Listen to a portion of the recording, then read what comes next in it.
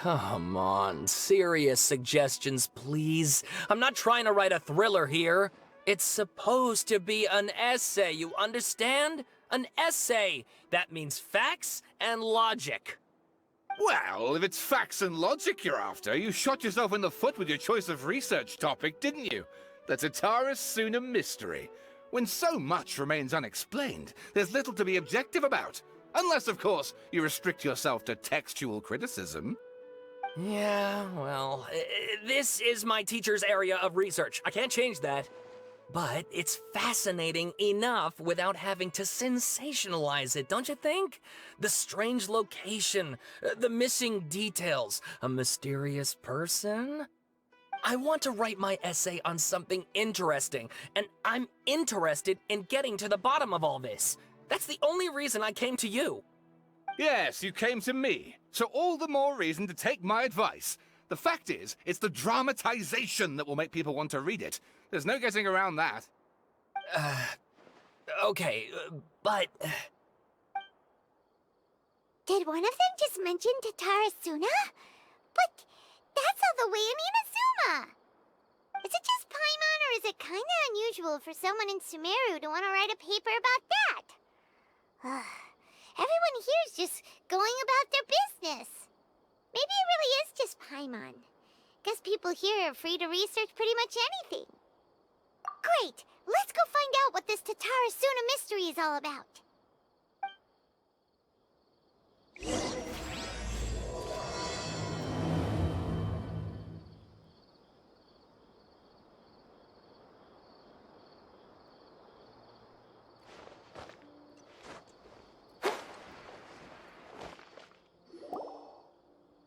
Alright, I guess I'll go with my textual criticism and your editorial direction for the first draft.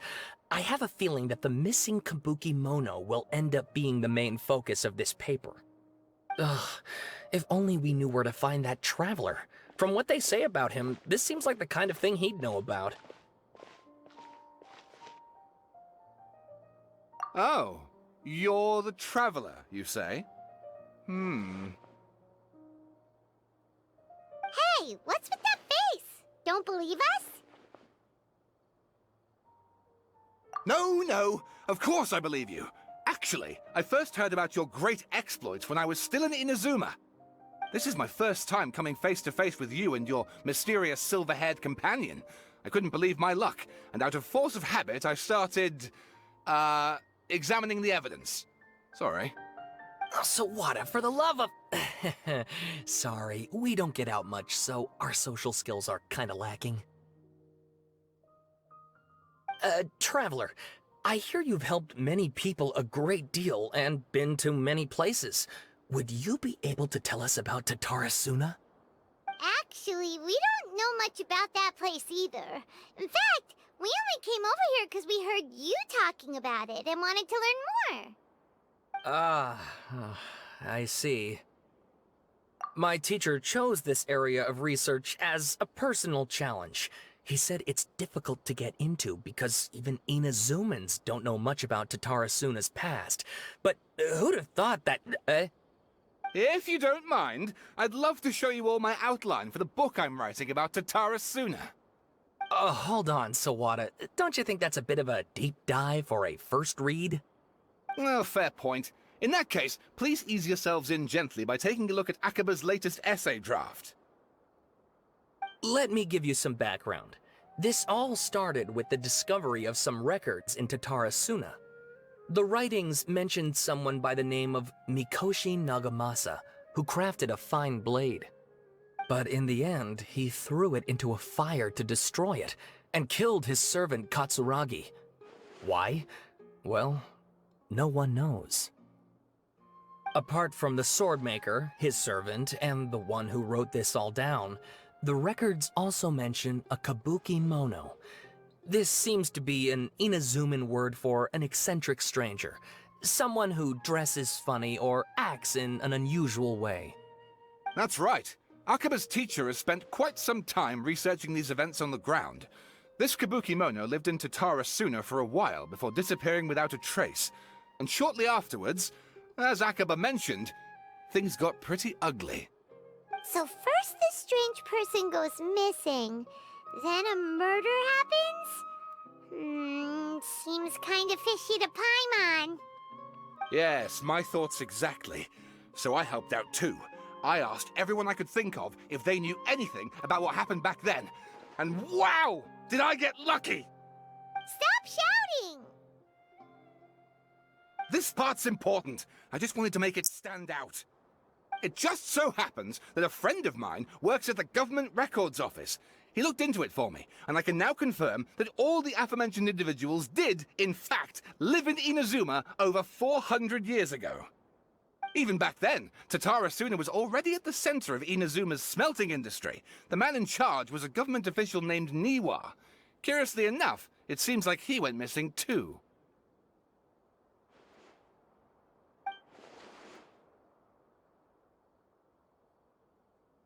Wait, so there are 2 missing people in the story now? That's right! What's more, Niwa is a name with a lot of history to it. Have you ever heard of the great swordsmith clans of Inazuma? Oh, the swordsmiths? Yeah, like Ishin art and so on? Wow, yes. You really know your stuff. That makes things easier. So basically, this Niwa was a distant relative of the Kaidahara clan, the last practitioners of Ishin art. Something then seems to have happened in the Kaidahara clan, leading to their downfall. I don't know the details, but taken in light of everything else going on around that time, it makes you wonder whether it's all connected somehow. The Kaidahara clan? Sawada, you left out the biggest detail of all. Oh, yes, of course. How could I forget? Brace your minds, ladies and gents, for they are about to be blown. Or maybe you won't believe your ears. I wouldn't blame you, of course, because in all my years as a writer, this is by far the most. Get to the point, for Pete's sake. According to information acquired by Akaba's teacher, the Kabukimono was not a human, but a puppet. A puppet?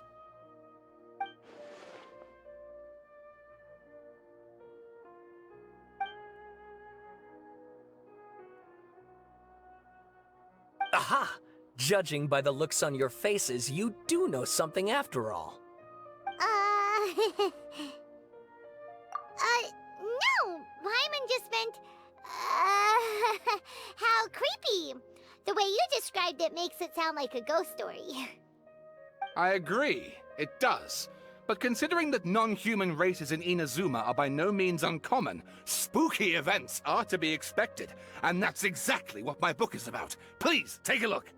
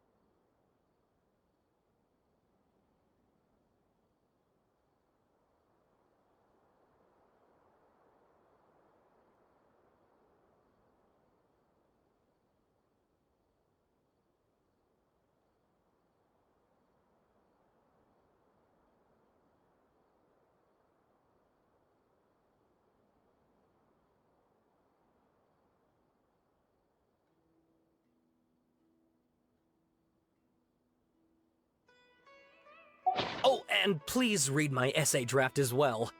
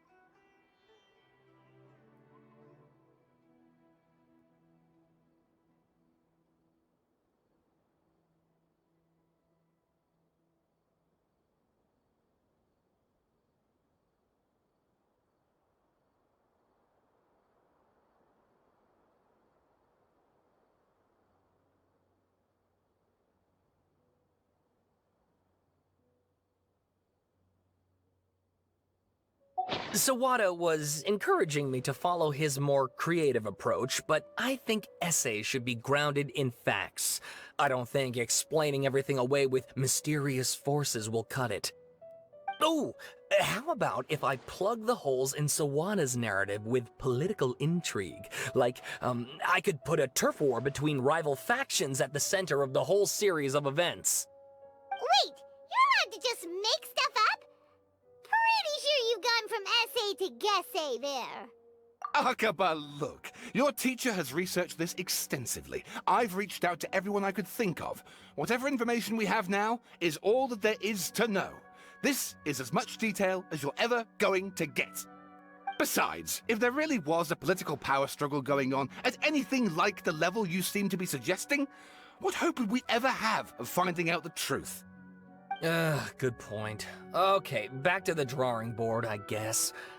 Give me some time. I need to find a new angle on this.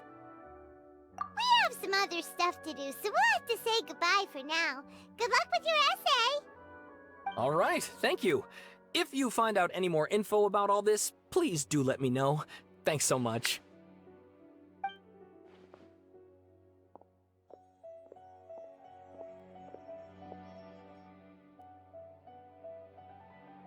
Hey, so that thing they were talking about, it has to do with the Balladeer, doesn't it? Okay, then even if we did know something about it, we probably couldn't share it with them, huh? After all, we kicked his butt and got him locked up. Information about people like that is usually super confidential, isn't it? If you ask Paimon, Akaba should just pick a different topic. There must be as many essay topics as there are trees in the forest. There's no point in...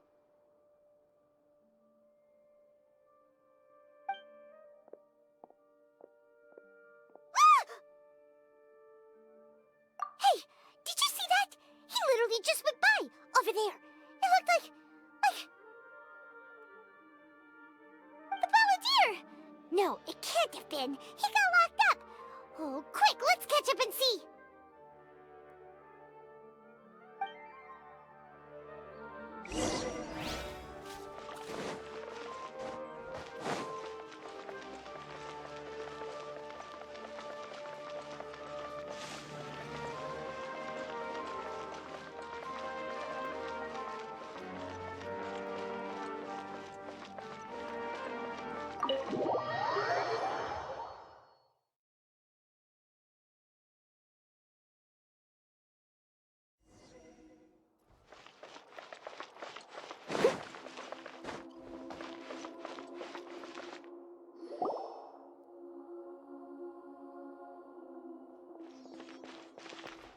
Traveler, Paimon, there you are.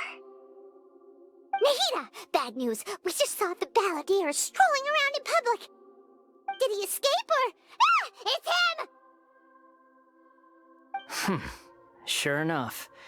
You're here. Hey! What are you doing in the sanctuary of Surasthana? Aren't you supposed to be locked up? I know you must have a lot of questions. Please, allow me to explain. It was my idea to set the Balladeer free. We made a deal, and he's gonna do some investigation in Irminsul for me. A deal? Huh. You sure you trust this guy? What did you expect? Why do you think Sumeru would keep me around otherwise? Or maybe killing me is all you can think about. But if that's the case, why haven't you done it already? Don't flatter yourself. It was... Nahida said there's still some mysteries in you to figure out. Ah, so if it were up to you, you'd finish the job? Guess I had you all wrong. There I was thinking you were just getting cold feet. Well, that escalated quickly. Not a good start. Could I ask you all to please calm down? But Paimon's worried about you, Nahida. Don't let him trick you. It's not every day you see people questioning the God of Wisdom's judgment. Just when you think you've seen it all. Don't you dare try to drive a wedge between us! As long as the terms are reasonable, I don't think there's a problem in making a deal. Even with the Balladeer. Well, I for one have no reason to doubt you, considering you even struck a deal with the doctor. Yes, one in which I gained valuable information. You'll come to understand more about that in the fullness of time. The Balladeer's power was all but completely spent after your battle. He's no longer strong enough to be a strategic threat to us. That puts him in quite a precarious position. Plus, he's a former Harbinger with knowledge of many of the Fatui's sensitive secrets. Being stuck here in Sumeru could make him a sitting duck, depending on how the Fatui plan to respond. Wait a second. Former? You mean he's not a Harbinger anymore?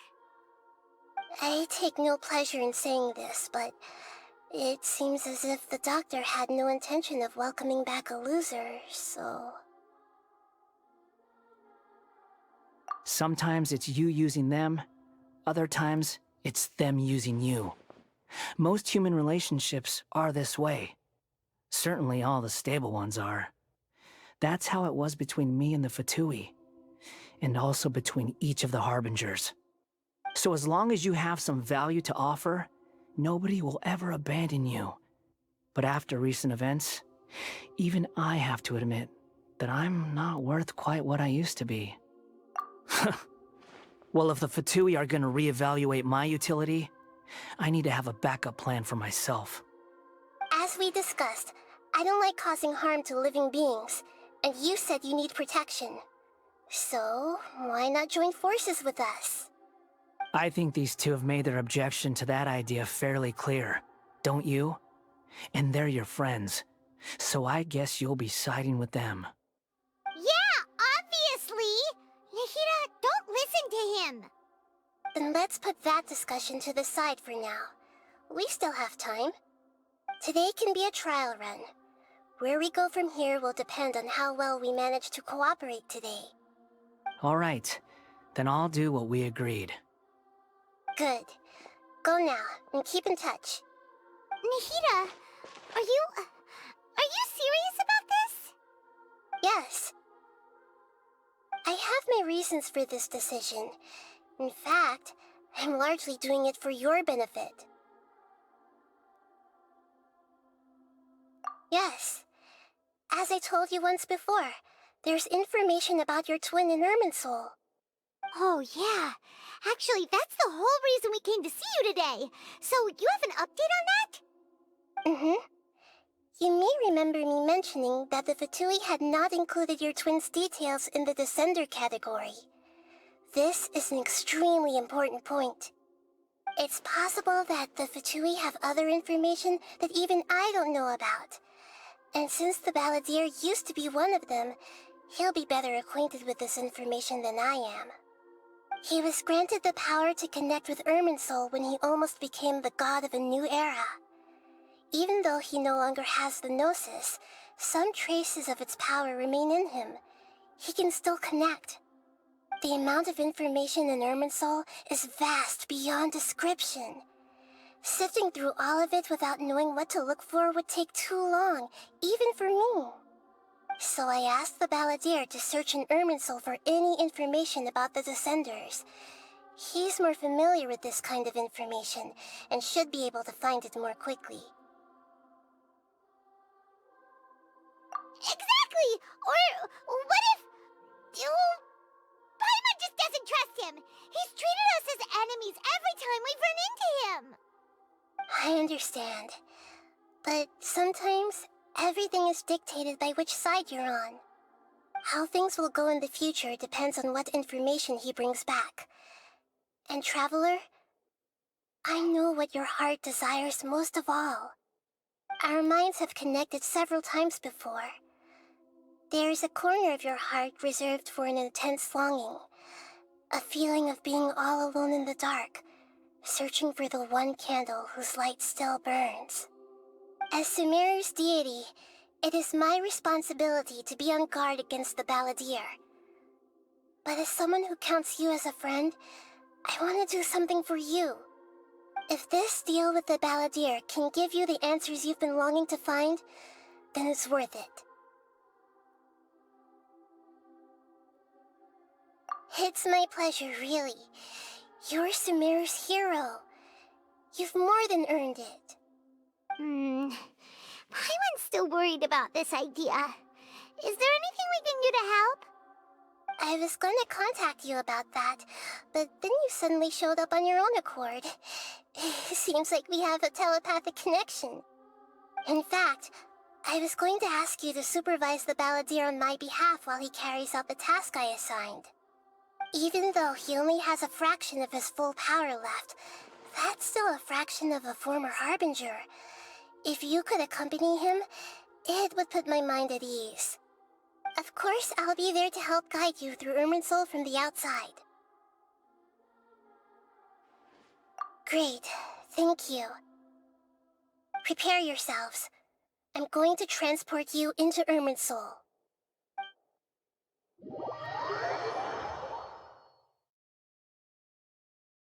Wow, it looks pretty different here compared to last time.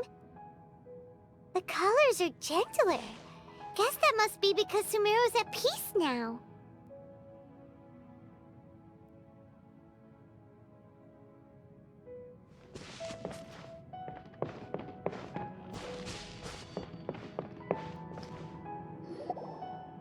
Look at that. Hot on my heels. You know, you didn't have to cut your catch-up short just to keep me company. Oh, but I guess you panicked when you realized that I might enter Irminsul ahead of you. Shut your beak, jailbird! No way a prisoner gets to be so smug! I understand that prisoners have to put up with harassment from the guards, but right now, I'm on temporary release, so maybe you should think about backing off a little. Sounds like a successful rendezvous. I need to be quite clear about something. In a few moments, you'll be entering into the innermost region of Irminsul. It is an environment like no other, and the most important place in all of Sumeru. Unlike anywhere else, Irminsul's inner region consists exclusively of torrents of information. You must put aside your differences and be extremely careful as you navigate your way through. I know there are many grievances between you, on both sides, but it is essential that you remain calm after entry. This is as much for your own safety as anything else.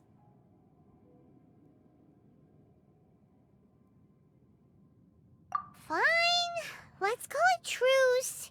But only until this mission's over. Let's cut each other a little slack, shall we? We are gonna be traveling together after all.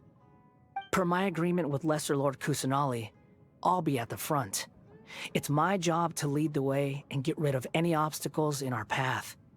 All you have to do is keep your pretty eyes open and try not to fall behind. You sure are confident. Paimon will give you that. You make it sound like you're even more experienced at adventuring than us. If there are no further objections, I suggest we get going. Or did you need some time to mentally prepare yourselves? Ew!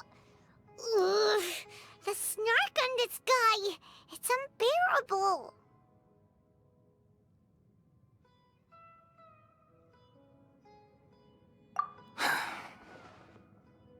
We can start now. Irminsul access granted. Initiating connection procedure. Is this a small sapling? Oh, darn it! Come on, let's catch up with him.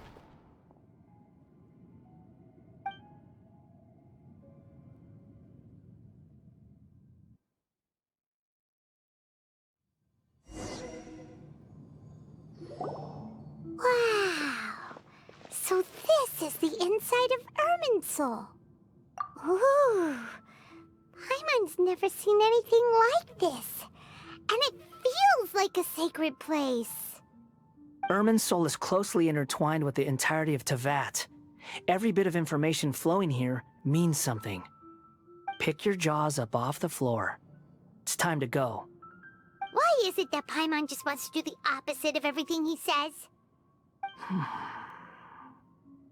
Lesser Lord Kusanali, we will now proceed to the heart of Irminsul. Can you still sense where the heart of Irminsul is? Yes. Permission to begin searching for information there? Permission granted. Go ahead.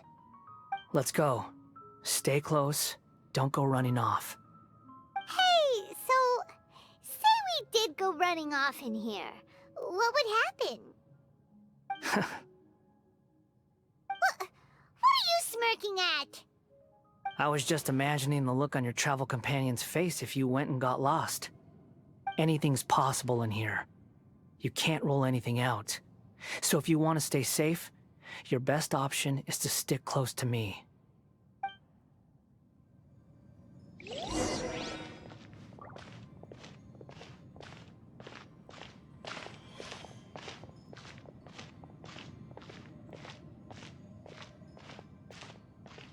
These sapling things have spread out. Those are all packets of information from inside Irminsul. Be careful not to touch them.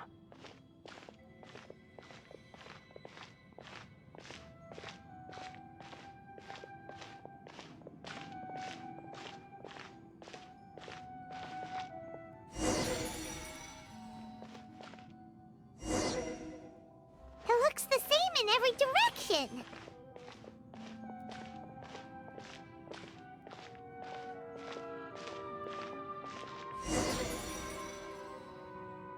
No wonder he mentioned about getting lost. Huh. What do you know? He was actually telling the truth. Is he mocking me again? What is it this time? There's a time and a place to lie, but this definitely isn't it. So why don't you relax your guard a little?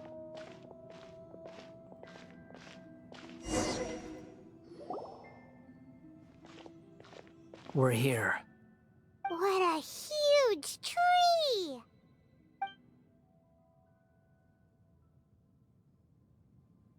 Lesser Lord Kusanali. Good, you made it. Are you ready? Ready when you are. Then please begin. Preparing to access cognitive currents. Establishing waypoint. The Balladeer's actually doing what Nahida tells him. Guess he must want to stay alive.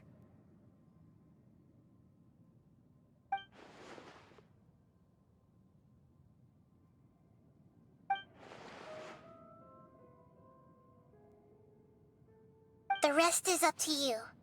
If you discover anything at all, make sure to share it with us. Will do. Huh. For once, we're the ones with nothing to do.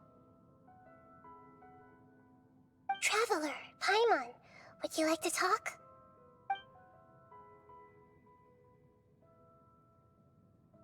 Yes, I've also invited Paimon to join. Huh? What the? We can talk to each other inside our heads?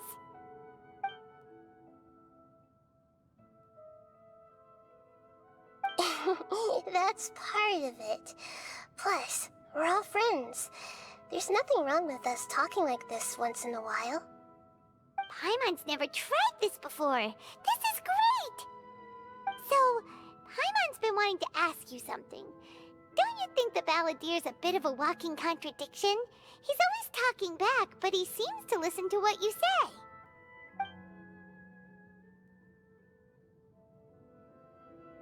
As I've told you before, there are still some mysteries for him to resolve. Things that are clear as day to me, but that he has yet to understand. Perhaps today will be the day that he finds some answers.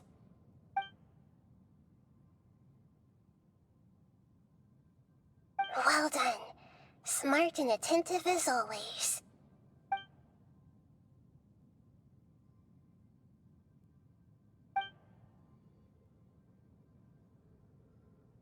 So, you made contact with that part of his mind. Well, it's true. Betrayal turned the Balladeer into the person he is today. Huh.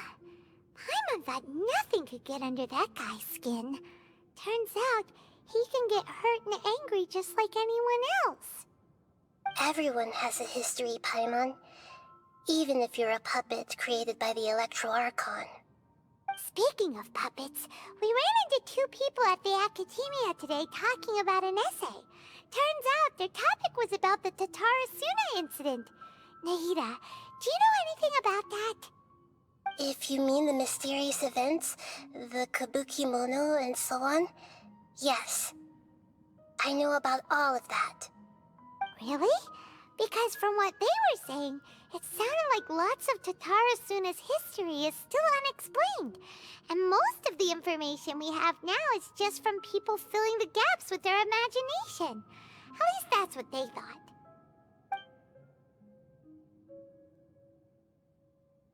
Oh? How interesting. Those two managed to deduce quite a lot through guesswork alone. So the Gese got it right? Well, they guessed right about one thing. Tatarasuna was sabotaged. Must be a riveting conversation you three are having. Funny how all the good ones happen when I'm not involved. What makes you think we're talking to each other? Don't insult me. You're having a private conversation without me. Obviously, I must be the topic of said conversation. Of course you do. You can't have your prisoner knowing too much. So, have you found anything yet? Still looking. Don't get your hopes up, though. You and your twin come from outside this world. It wouldn't surprise me if there was nothing on either of you in Irminsul at all. Wait, how did you know about that? Did Nahida tell you? It's not like we've never met before. And anyway, you're world famous. It'd be more surprising if I didn't know a few things about you. Right now, we have to keep the peace. I'm not interested in creating more misery for myself. And making cordial conversation is something I can manage. Huh? Wait.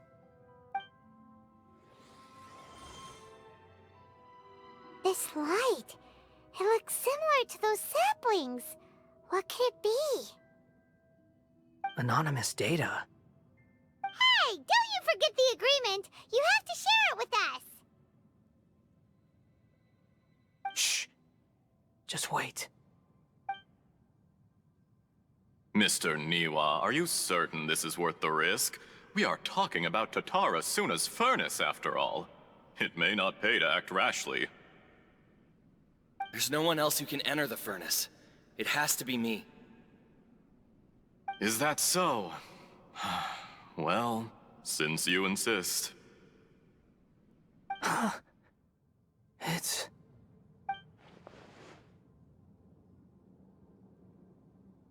Whoa!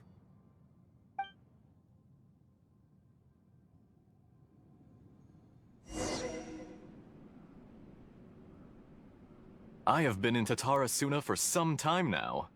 You have shown me great hospitality, as has Mikoshi Nagamasa, and indeed, everyone else.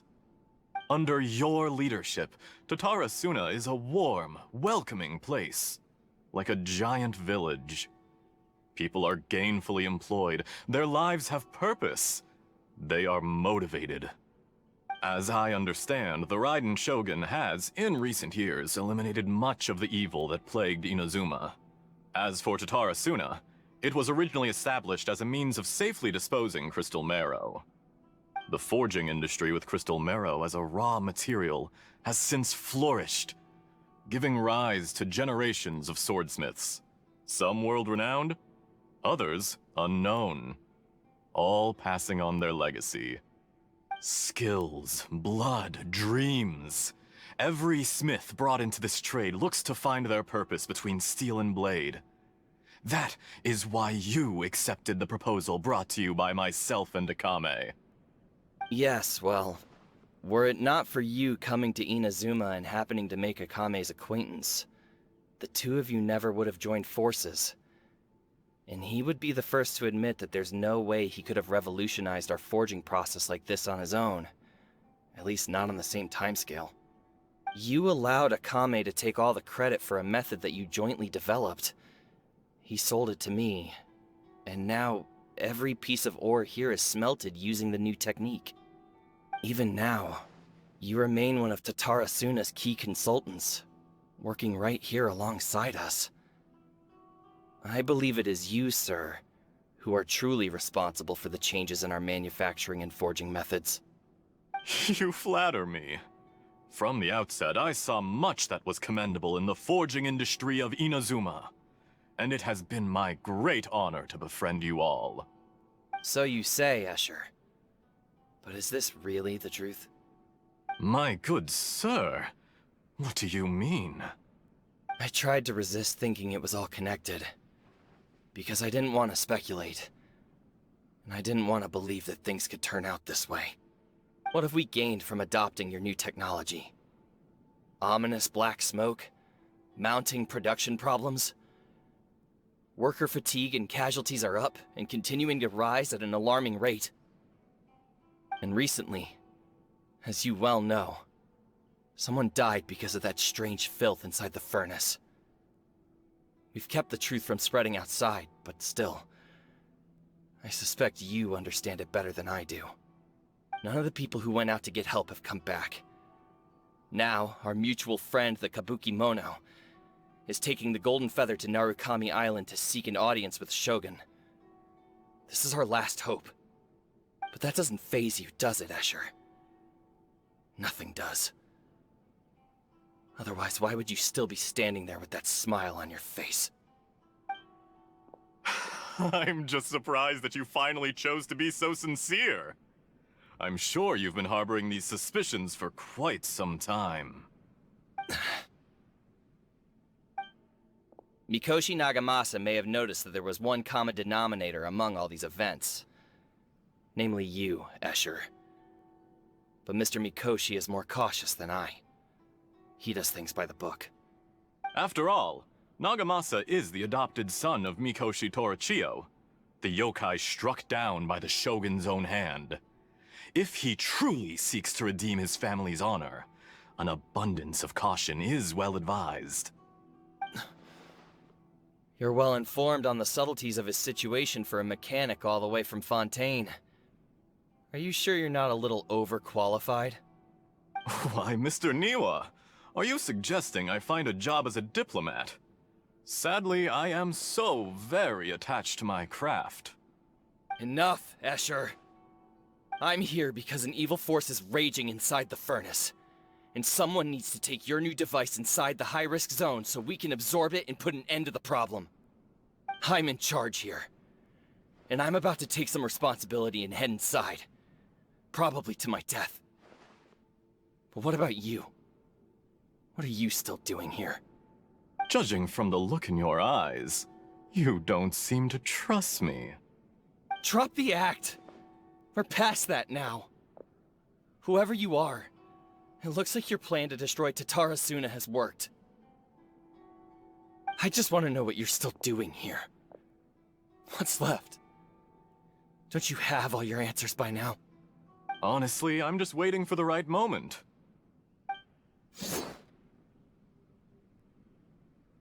A moment like this, where you finish talking and I stop you from entering the furnace.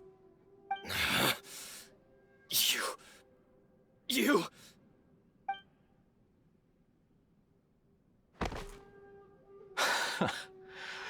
You're a little smarter than I initially gave you credit for. I thought I'd disguised myself exceptionally well, at least for the first few days.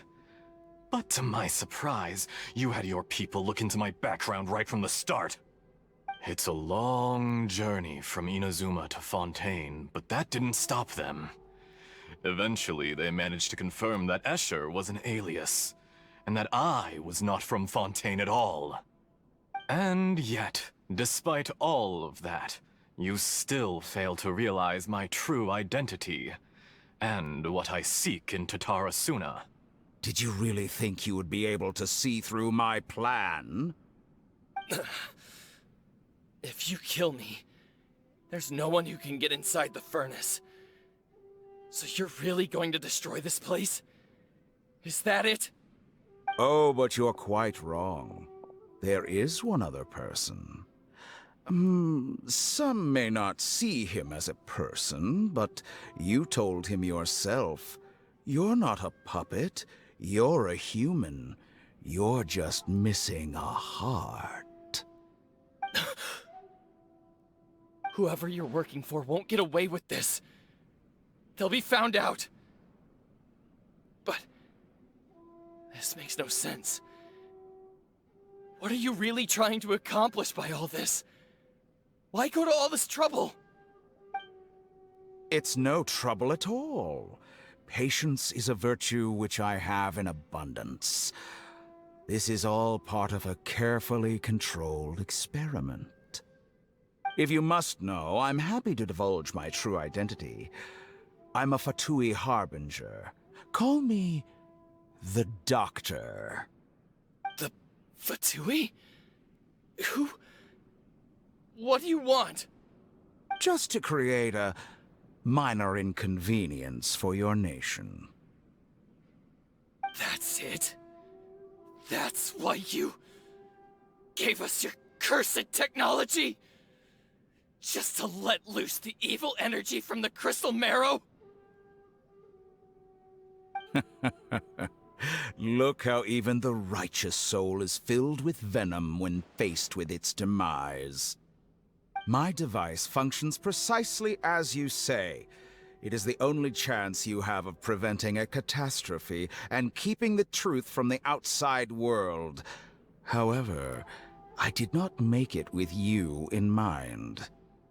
It is easier for a person to be possessed by evil spirits when they are filled with hate. So give in to your fury.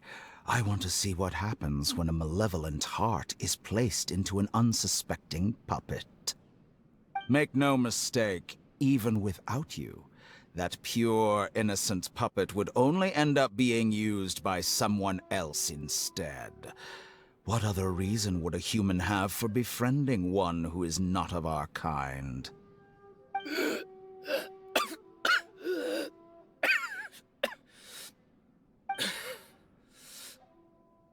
If you give him my heart, tell him that both Nagamasa and I see him as one of us. He has nothing to prove to anyone. Because not everyone just wants to use other people. The only ones who think like that are people like you. What a beautiful way to see the world. It almost makes me feel a little guilty. Then out of respect for you, I shall redefine myself. Think of me as a monster or a demon, if you wish. At least this way your death is not a consequence of your own folly turning you into an easy target. You simply lost to something more powerful than you could ever hope to defeat. I say, Mr. Niwa, let's see what happens. Will your puppet friend become a human? No, that will prove quite impossible. Mr. Niwa? Already dead. What a pity.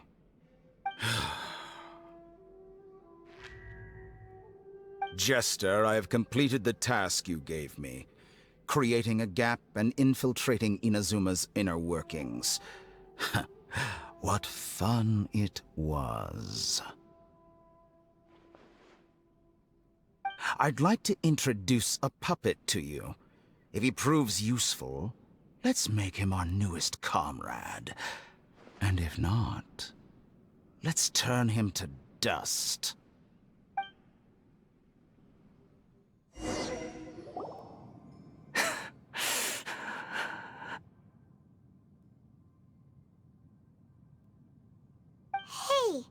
are you alright? Dottore.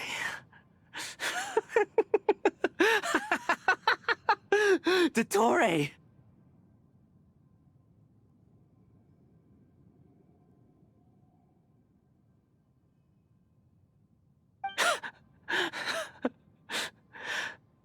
Good.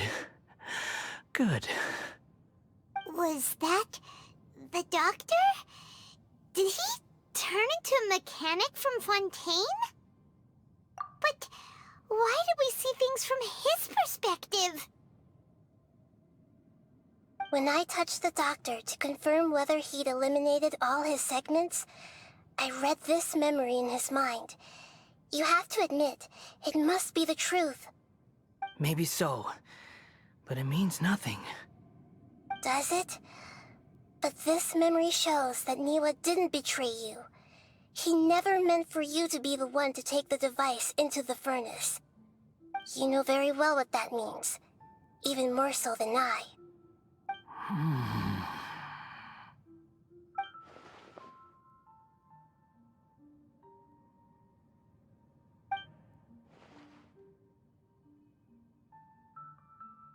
Let's give him some space. He looks really mad. Paimon doesn't want to be anywhere near him right now. We need to give him some time to process his emotions. Paimon's still confused about the Tatarasuna incident. So, the doctor was behind it, but why has that gotten him so worked up? Nobody has ever deceived you like that, Paimon. It's natural that you find it difficult to understand. Perhaps he needed to learn this someday. So now you have the complete picture. Katsuragi took the Kabukimono to live with the people of Tatarasuna. Later, the doctor showed up, disguised as the mechanic from Fontaine. And that's when the trouble began. It was all a horrific experiment planned by the doctor. Everything he did was just to plant seeds of disaster in Inazuma that would bear fruit in the future. Of all the unwitting participants in the doctor's experiment, the Balladeer became the main test subject. After the events you just saw in that memory, the doctor put Niwa's heart into the device and handed it to the Balladeer. Then, he instructed him to enter the furnace and absorb all the filth caused by the smelting process. The load was far beyond what he expected, but the Balladeer survived. He left the furnace in sheer exhaustion and said to the mechanic, "This device seems to have protected me. What's in it?" The mechanic answered, "Niwa fled this place for fear of punishment, but he left you a gift. He said it's the one thing that you've been looking for." He took it straight from the chest of one of his innocent servants. The mechanic removed the withered heart from the device as he spoke. The Balladeer was stunned that such unthinkable cruelty had brought him the thing he'd been longing for his entire life. A heart acquired through cold-blooded murder is a cursed thing, but it had protected him from the filth. He thought Niwa had completely betrayed him, and yet this very betrayal had ensured his survival. Overwhelmed with anger and sorrow, the Balladeer threw the heart to the ground and left Tatarasuna without looking back. Holy moly. So the doctor killed an innocent man and pinned everything on the victim? That's terrible.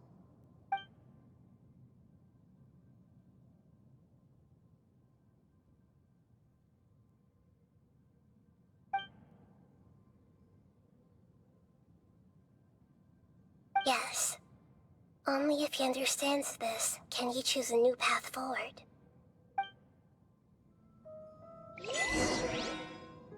Dottore, you brazen-faced... Niwa didn't run from justice. You killed him.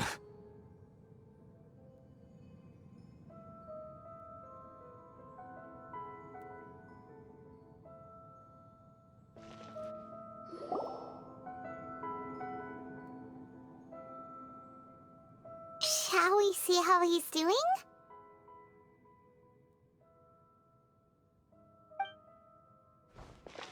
Hey, you alright? That's a scary expression. Are you worried about me?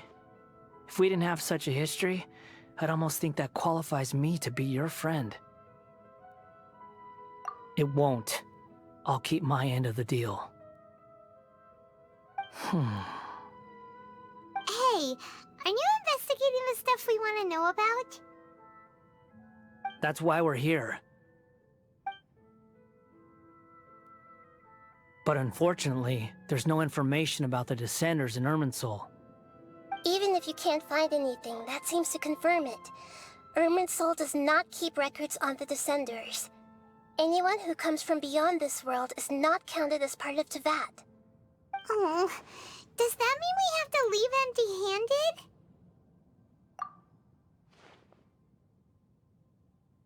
Don't thank me just yet. You look really upset.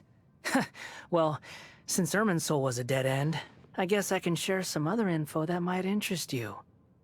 Huh? About what? The reason why there are records about your sister in Irminsul. It might have something to do with Conria. Apparently, Conria was her first destination when she arrived in this world.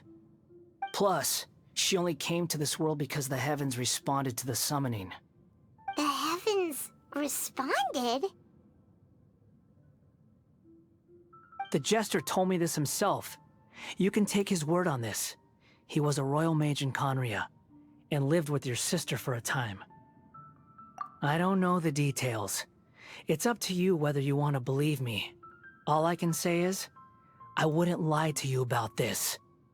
Did you get all that, Lesser Lord Kusanali? Yes.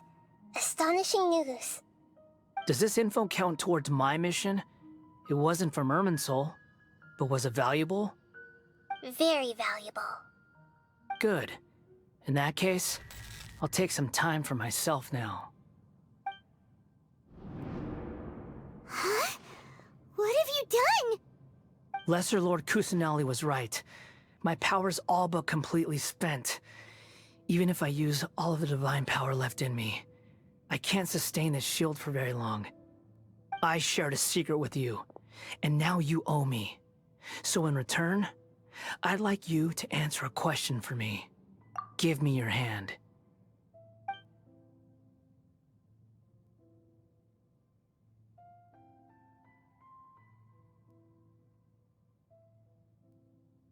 Can you hear my voice inside your head?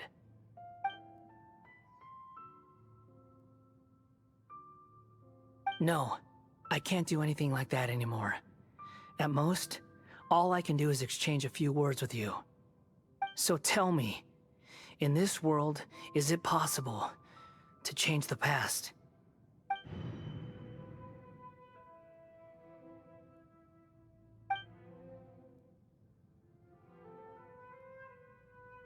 Done. Huh? What the? What happened?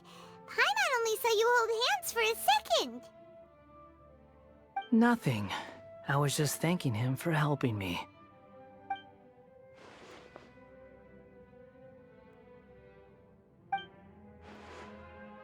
So long. I suggest you get yourselves out of here quickly.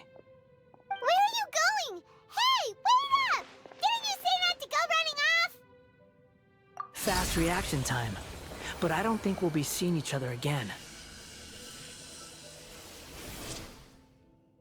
From this day forth, the names Balladeer and Kabukimono will cease to exist.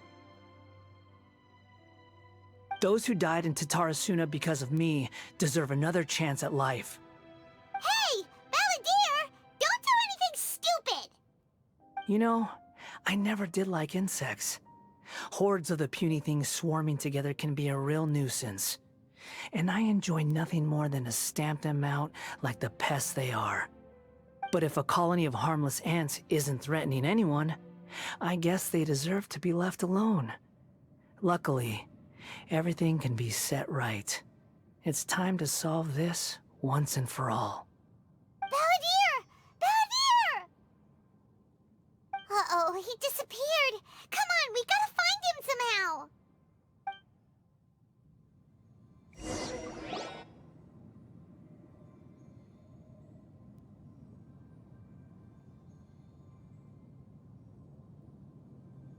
Oh no, he's really gone. Oh, can you hear me? Nihida! Traveler, Paimon, Balladeer, what happened just now. I was suddenly cut off by some kind of power. It was the Balladeer's fault. He shut you out!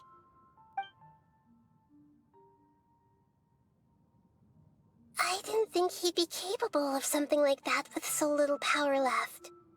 Did he keep some of his power hidden when he was defeated? Or did he achieve something beyond his abilities, and it took everything he had? Where the heck did he go?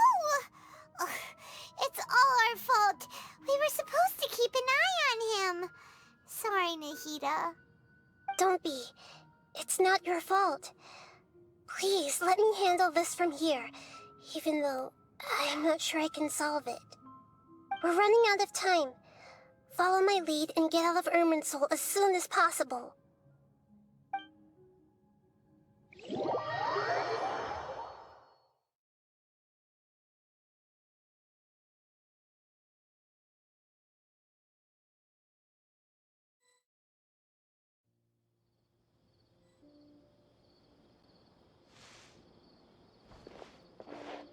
We're out! And we're at, an inn or something? This is an emergency. I'll have to ask you to stay here for now. Everything's arranged, and nobody will disturb you. I'm sorry, but this isn't something I need your help with. Leave this one to me. An emergency? How bad is it? Nahida, will you be okay? Don't worry. If my assessment is correct, though there may be some minor disturbances, it won't lead to a disaster. Please rest and recover your strength here until I say it's safe. Her voice has gone.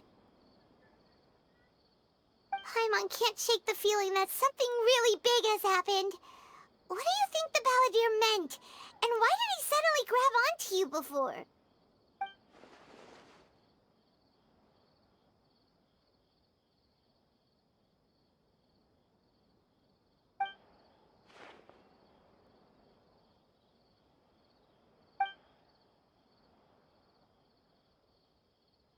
He wants to change the past? But surely that's impossible! Right! You can't just rewrite history! All that stuff happened already in real life! It's like, imagine Paimon drank all the water in this inn. Even if no one was there to see it, Paimon would sure as heck remember drinking it! So, why does Paimon still have a bad feeling about this? Paimon can't help but feel scared about what he might do. Oh, Paimon's so confused. Huh? Ah! Sorry, Paimon accidentally... It's the Balladeer's fault for causing Paimon all this mental stress.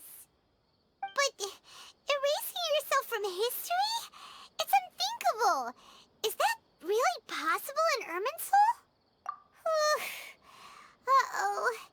Paimon's head is overheating from trying to understand what he's up to. And it's still not working. Ugh! Paimon's had it with that little brat. He's been nothing but trouble ever since we met him. There's no way he'll actually succeed, right?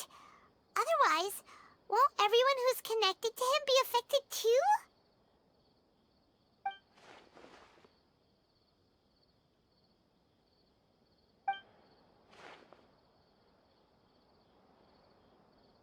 There's nothing we can do about it at this point. Hey, have you got any ideas on what we should do next? Seems like now there's nothing left for us to do but to go to sleep. But Paimon's still so worried. Paimon won't be able to sleep a wink tonight. So, how about, we list all our favorite foods to take our mind off things? Heck, if that doesn't work, Paimon's probably gonna collapse of anxiety here. Alright, Paimon will start. First dish. Munstack grilled fish! Oh, and chicken mushroom skewers! Tea break pancakes, cream stew, sauteed matsutake, and Dragon chili chicken, almond tofu, satisfying salad! Also, Adeptus Temptation, golden shrimp balls, triple layered consomme, lotus seed and bird egg soup, and...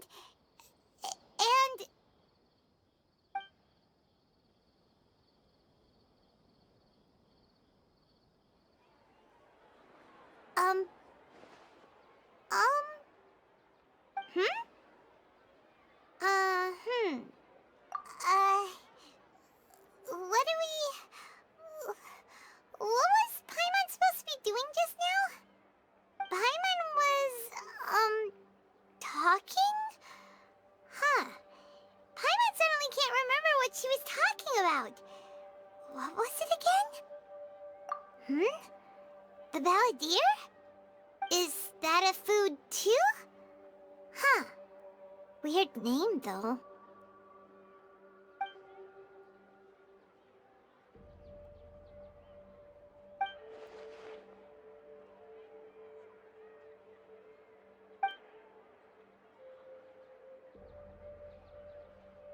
What's wrong?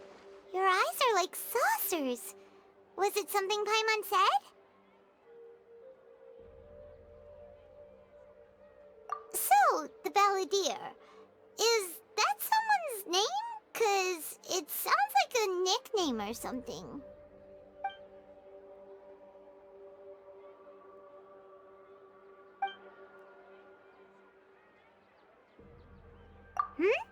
Okay, sure. Where are we going?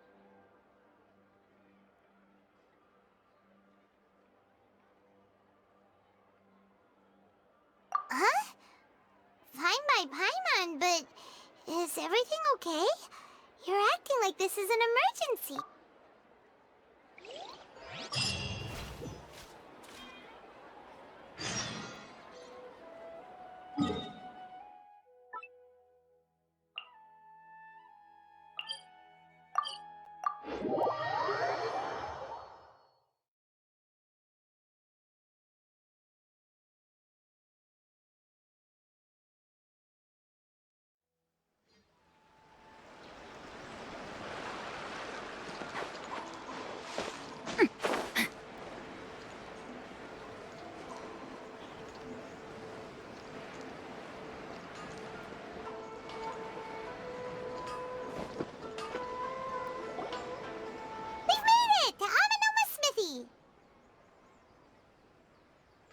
Ah, it's been a while.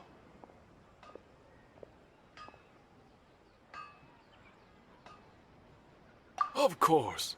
Go ahead. Oh. Now there's a question I wasn't expecting. Very well. I'll tell you what I know once more. The once renowned Raiden Gokuden, comprised of 5 branches. Amenoma, Futsu, Ishin, Hyakume, and Senju. The art of forging practiced by these 5 clans was first taught to them personally by the almighty Shogun. Over time, the 5 branches diverged from one another as generations of bladesmiths honed and perfected their craft until they became 5 distinct traditions. Most of the great swordsmith clans of old have since fallen into decline, and for a long time, only the Amenoma branch kept its art alive. But fortunately, Kaede Harakazuha recently returned to Inazuma and took up the mantle of the Ishin art. Now, 2 clans remain of the original Gokuden 5. If my memory serves me right, you yourself were present when he forged the Ishin blade. Oh, yeah, we were! Paimon remembers that now.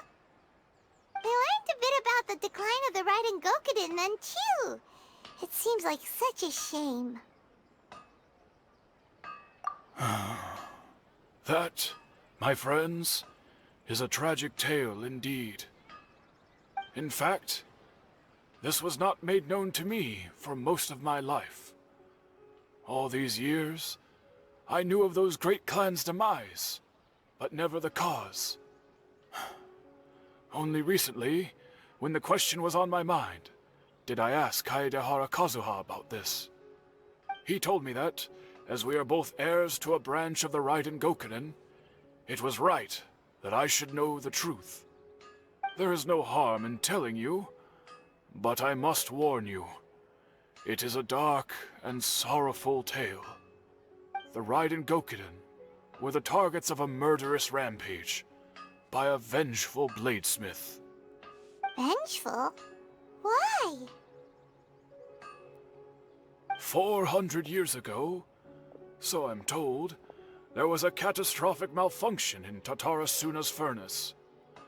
One brave swordsmith heard the commotion and chose not to flee, but he rushed to the scene, hoping to prevent a disaster. Tatarasuna was home to a state-of-the-art forging and smelting operation in that day, and overseeing it was the armory officer. His surname was Niwa, though he had family ties to the Kaedehara clan. Knowing that they had just one chance to save countless lives, Mr. Niwa and the swordsmith leaped together into the furnace. The furnace quickly stabilized, but neither of them made it out. The smith's death, though heroic, dealt a devastating blow to his family's fortunes. His orphan son was left to fend for himself, and grew up deeply resentful at the world. In his heart, the whole of Inazuma was culpable in his tragedy. He hated the almighty Shogun for her apparent indifference towards his father's death, and he hated everyone who had done nothing to try and save him. Powerless and destitute, the only legacy he had to pass on to his children was his hatred. Generation after generation bore this grudge, living in utter misery. Alas, if only the story could have ended there. But 100 years ago, the then head of this family reached the end of his wits. He could bear their fate no longer, and yet he could do nothing to change it. Finally, he made a drastic decision to take revenge on the Raiden Gokunin. In doing so, he sought to vent his pent anger and shake the very foundations of Inazuma's forging industry. In his fury, he murdered indiscriminately, killing even bladesmiths from the Hyakume clan which he belonged to. His goal was absolute, the devastation of all of the Raiden Gokunin. But when he came to the Kaedehara and Kamisato clans, his killing spree came to an abrupt end. He failed to catch them unawares. They fought back fiercely, and they did not spare his life. That is why the Kaedehara clan and their Ishin art survived that day. I suppose they were the lucky ones, under the dire circumstances.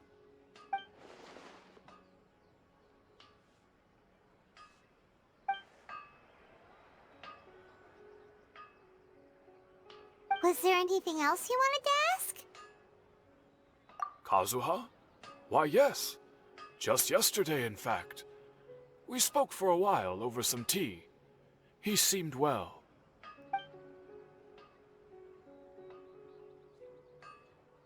My pleasure. Don't tell Paimon. There are other places you want to visit too, right? Your expression says it all. You can't hide anything from Paimon. On to the next stop. Lead the way, traveler. Paimon will be right behind you.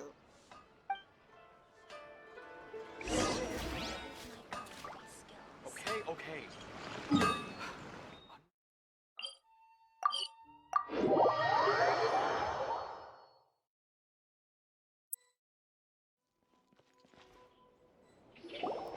We're here! This is the Yashiro Commission's headquarters, so... Traveler! It's been a while. If you're looking for the Commissioner and Miss Kamisato, I'm afraid your timing is unfortunate. They're not here right now. Are they out on business? The Commissioner is out on business, and Miss Kamisato is standing in for some meetings in the Commissioner's place. If it's urgent, you're welcome to wait inside until they get back. What do you think? Shall we go in? If it were anyone else, I couldn't allow it. But seeing as you're so close with the Commissioner and Miss Kamisato, I think it should be okay. We'll be heading in then. Thanks!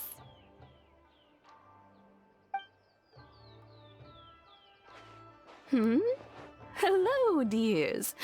Is there something you want to say? Of course, traveler. Yes, I know who you are. Miss Kamisato has told me about you. What would you like to know? Oh, they're both very well indeed. Lately, Miss Kamisato has been rather busy attending all kinds of meetings and occasionally paying visits to some local organizations on the Commissioner's behalf. As for the Commissioner himself, well, you know, busy as ever. That much hasn't changed. Although he does seem to be in a rather good mood these days. So pretty much business as usual on the Yashiro Commission, huh? Very much so.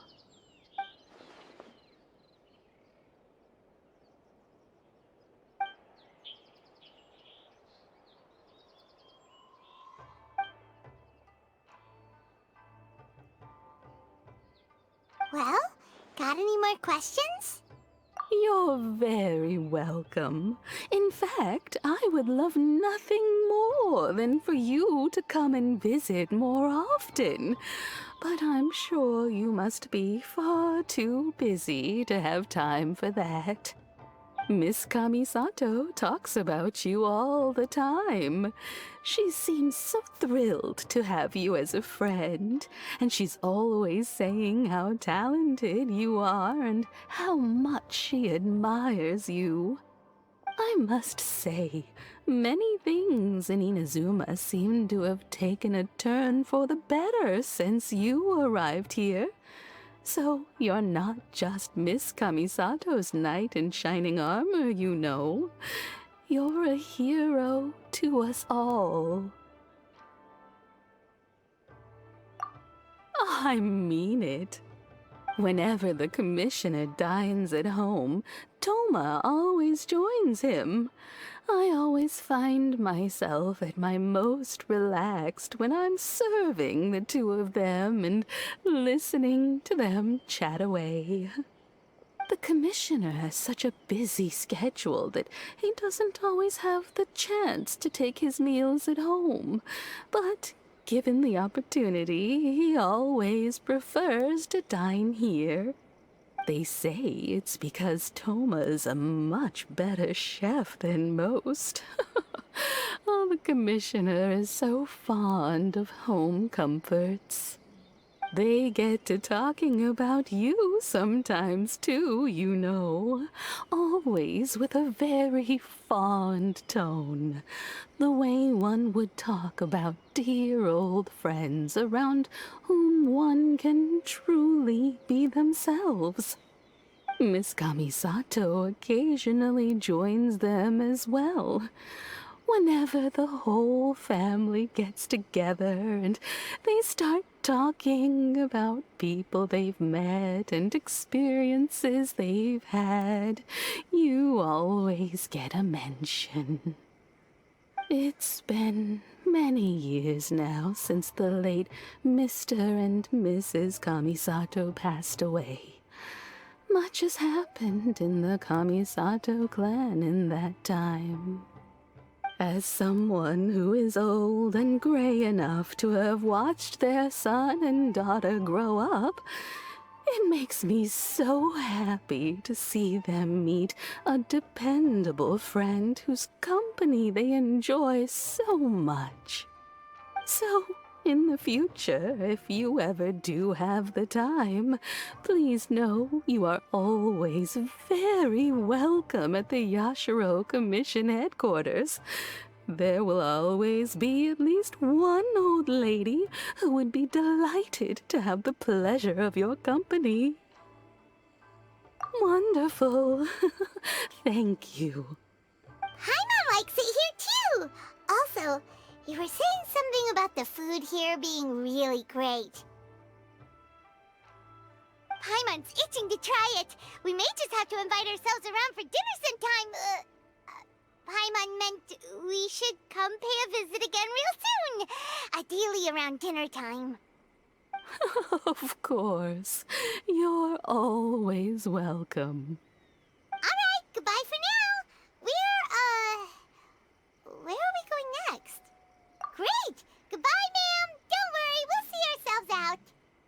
All right, then. Take care now. Hope to see you soon. Oh, are you two leaving already? Yep, everything's taken care of now. Don't worry. Very well. Safe travels. Goodbye.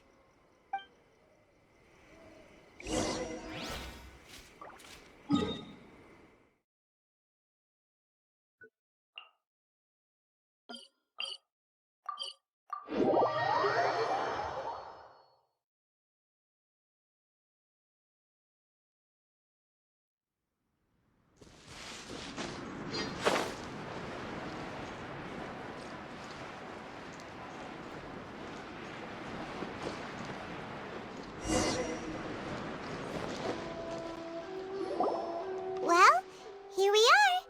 But what are we looking for? Something or someone? Do my eyes deceive me, or is that the Traveler and Paimon? Xavier, what are you doing here? I was in the general area, and now I'm in this specific area. There, that's me. So what about you two? We have some questions and thought you might be able to help. Certainly do. I've researched the furnace here in some depth. If there's anything you want to know, just ask away. Like the back of my hand. Make no mistake, I have been here a good many times before. Not only that, but I've met people in Inazuma whose families used to live in Tatarasuna years ago. They said it's all true, the history here. Oh, well, it's a long story, don't you know? The tale of Tatarasuna starts a long time ago. I'm told that its history is one of the most foremost forging and smelting operations in the nation, goes back around 1,000 years. Still, the furnace has had a couple of serious maintenance issues along the way. A couple? When exactly? One was just in the last few years, the other was several hundred years ago. A fun fact, I'm not the first Fontaine tech guy to come and work on it either. There was a guy back then too. They say he was a mechanic who consulted on a technology upgrade. It seems like the technological collaboration between our two nations goes back a long way. How about that?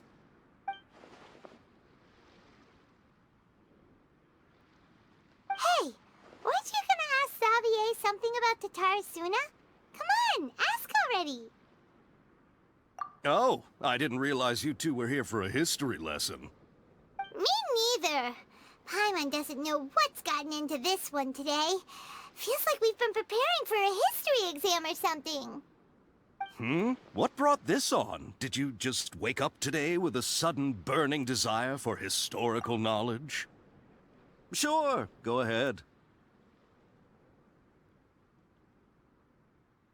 A kabuki mono? No, I can't say that I have. I do know the word, Inazuman for those eccentric types who always go around dressed to the nines. Just the sort of person that I'd like to meet, actually. But sadly, I've never had the pleasure, nor have I come across anything to do with a kabuki mono where Tatarasuna is concerned.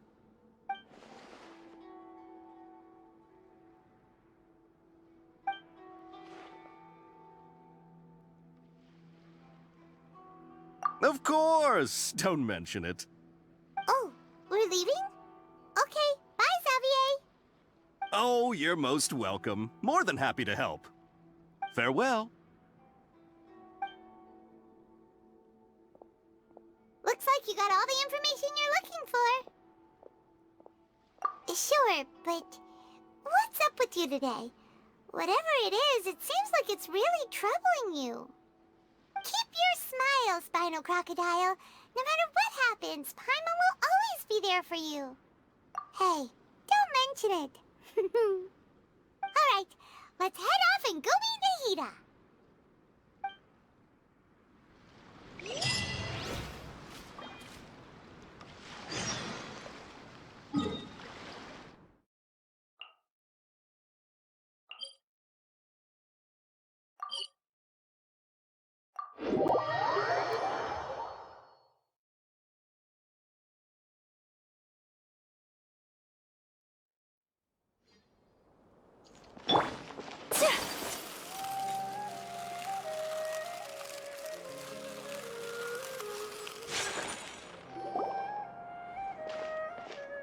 Hey, it's them!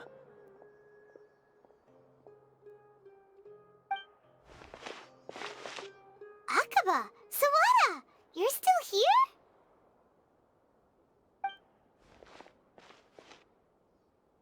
Indeed we are. If you have a moment, we'd love for you to join us once more. We have time. What do you want to talk to us about? It's the same topic we discussed last time. Obviously. Still looking for more info about Dottore Suna, huh? Should we join them?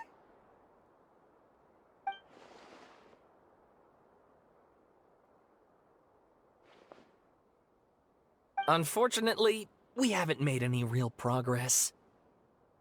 Huh? Oh, of course.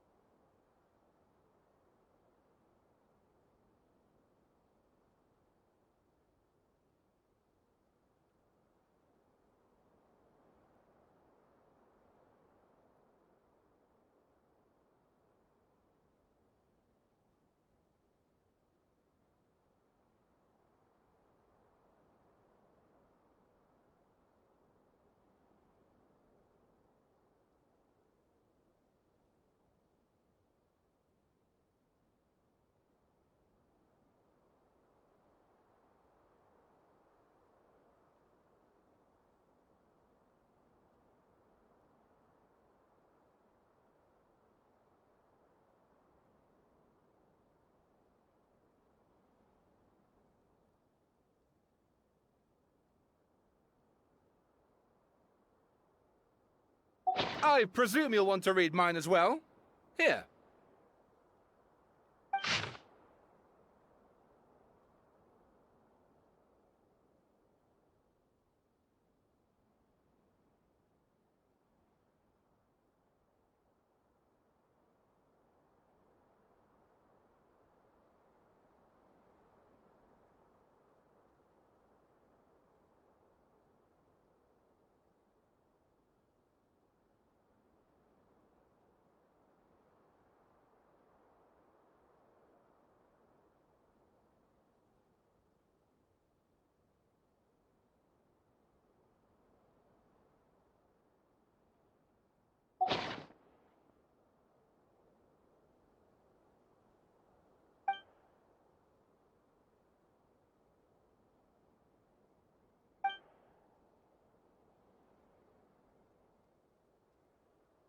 Well, what do you think?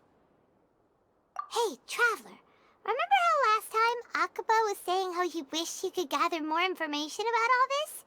Well, we just got back from Inazuma. So how about we tell them what we learned? What did you find out? Something big? It's a long story. Basically, we have some friends in Inazuma, and...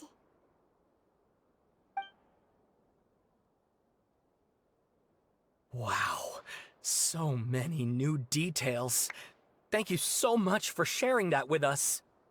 Well, well. So it all comes down to one man's desire for revenge. Huh. You heard this from a member of the Anemo clan, you say?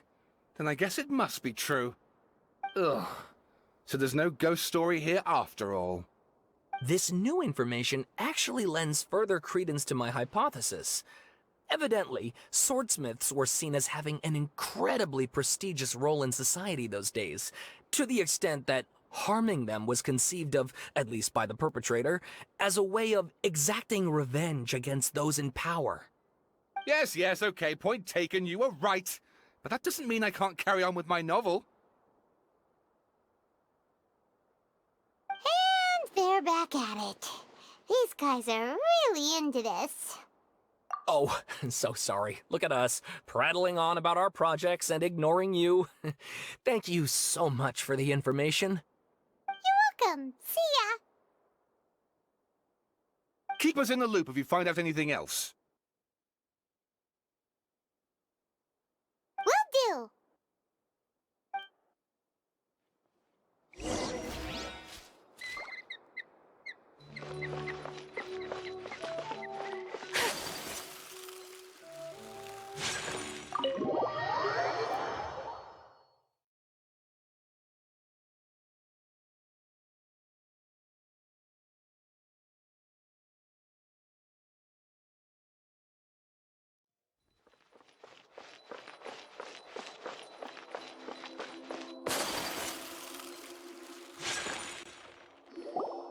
Nahida, we're here! Traveler, Paimon, how have you been? Ugh, where to start? Paimon hasn't had a moment's rest this whole time. That night, we ended up chatting and chatting until suddenly the sun was up. And then he decided he wanted to go to Inazuma. The Balladeer? It sounds like some kind of code name.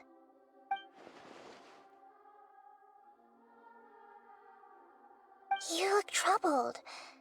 Is there something you need to tell me?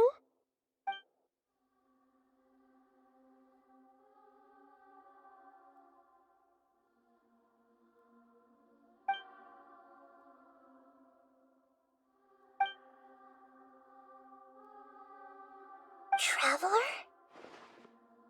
Hey, what's wrong? You look so upset.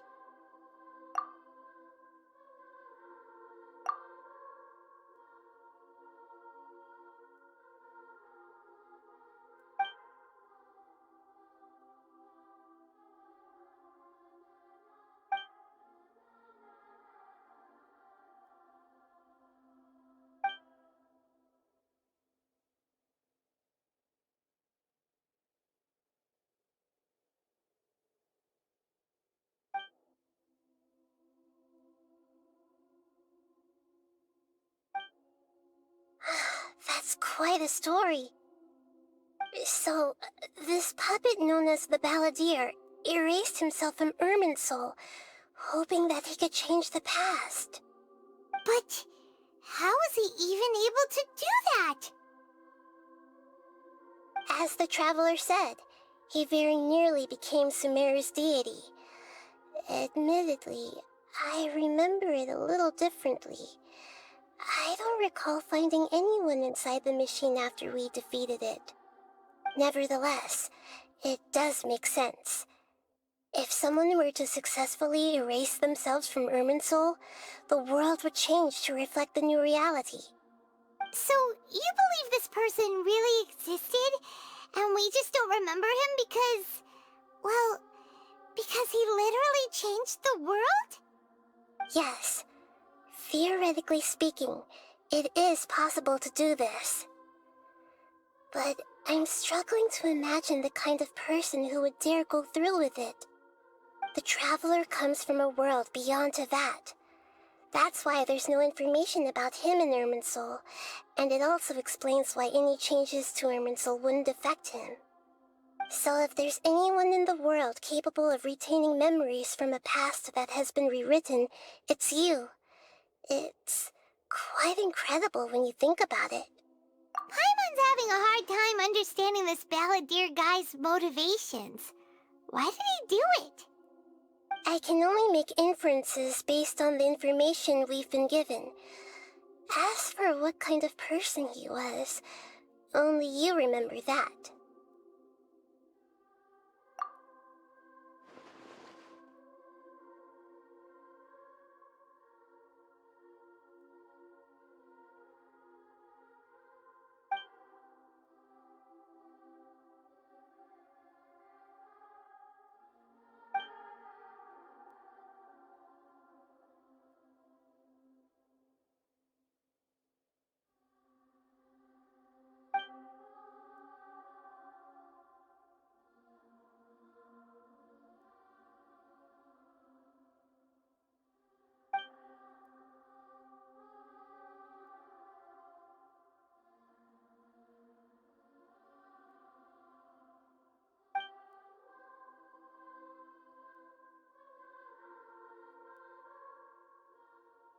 Something else worrying you? Something that you can't share? It couldn't change the fate of the ones who had died, right? Once the Balladeer realized he hadn't been betrayed after all, it must have completely changed his view of the people of Tatarasuna. Now he saw them as friends again. He couldn't keep hating humans after that, and if he thought there was a chance he could save his old friends, it would be hard not to try. The story makes sense, every part of it. The Balladeer tried to achieve godhood with the Doctor's help. He was unsuccessful, but retained the power to connect with Irminsul. That power then enabled him to change what was recorded in Irminsul and erase himself, even though he didn't have much strength left. Yeah, it does make sense, but it still ended in tragedy for his friends. It just feels so hopeless. He gave everything to do this, but it seems like he got nothing in return.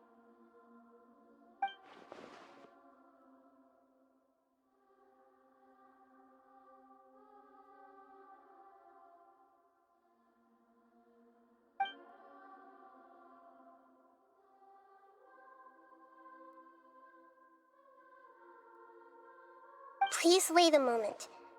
I want to check something.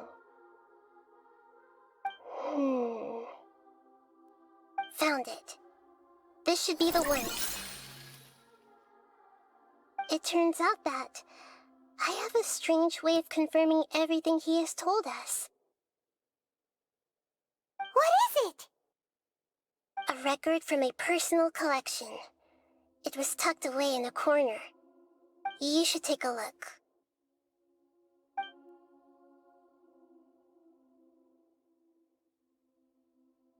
Is this a fairy tale? Who wrote it?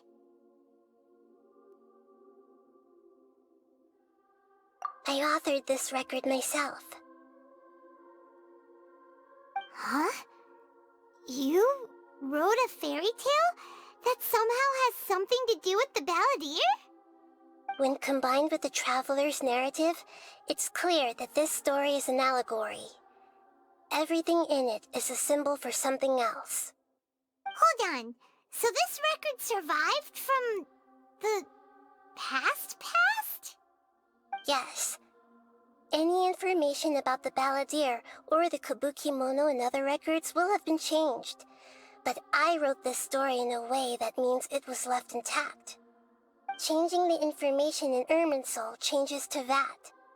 But Irminsul can't change information that was well hidden in advance. I guess I must have written this story as a backup before the Balladeer entered Irminsul. That's incredible! What a great idea! And sending the Traveler into Irminsul with the Balladeer must have been a further precaution. I knew he'd remember everything. This story is abstract enough that it still resonates with the present information recorded in Irminsul. But if we connect all the different pieces together, the true story that emerges is the one he told us, the now erased life of the Balladeer.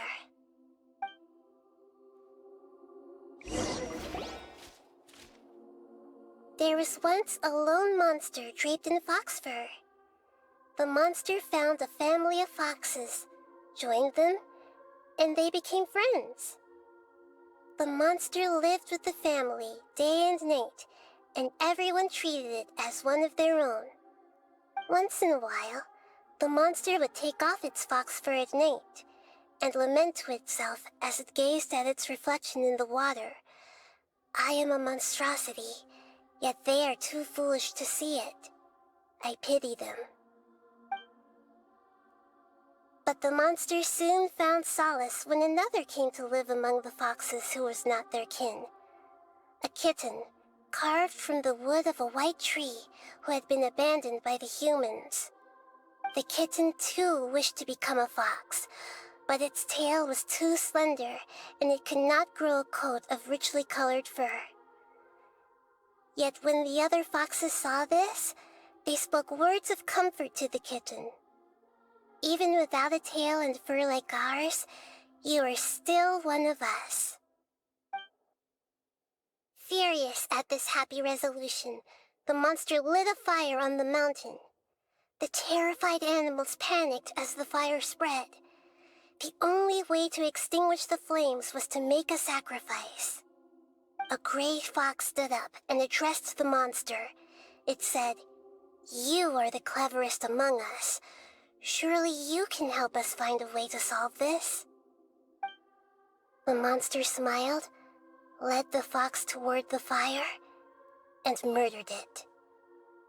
The gray fox's heart was turned into a beautiful drop of water, clear, spotless, and pure. The monster gave the heart of water to the kitten, telling him, "The foxes have decided. You are the one who must be sacrificed. Take this, quench the flames, and die for your fox kin." The fire was extinguished, but the kitten lived. It left that side of the mountain and found a little bird who had a broken wing. The two promised they would spend their whole lives together, but the little bird did not have long left to live. It passed away soon after. After burying the bird, the kitten left the mountain for good.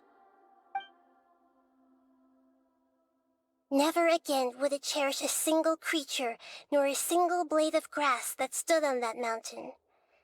The kitten spent the nights wandering aimlessly, gnashing its teeth at the moon. How it wished to swallow the moon and devour the moonlight. If the world could only return to darkness, then it would finally be peaceful and content. I will become the new moon, the answer to everything.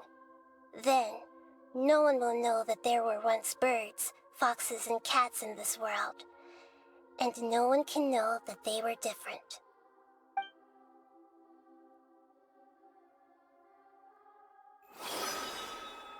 We solved it!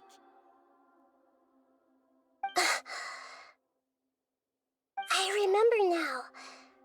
This is not just the Balladeer story.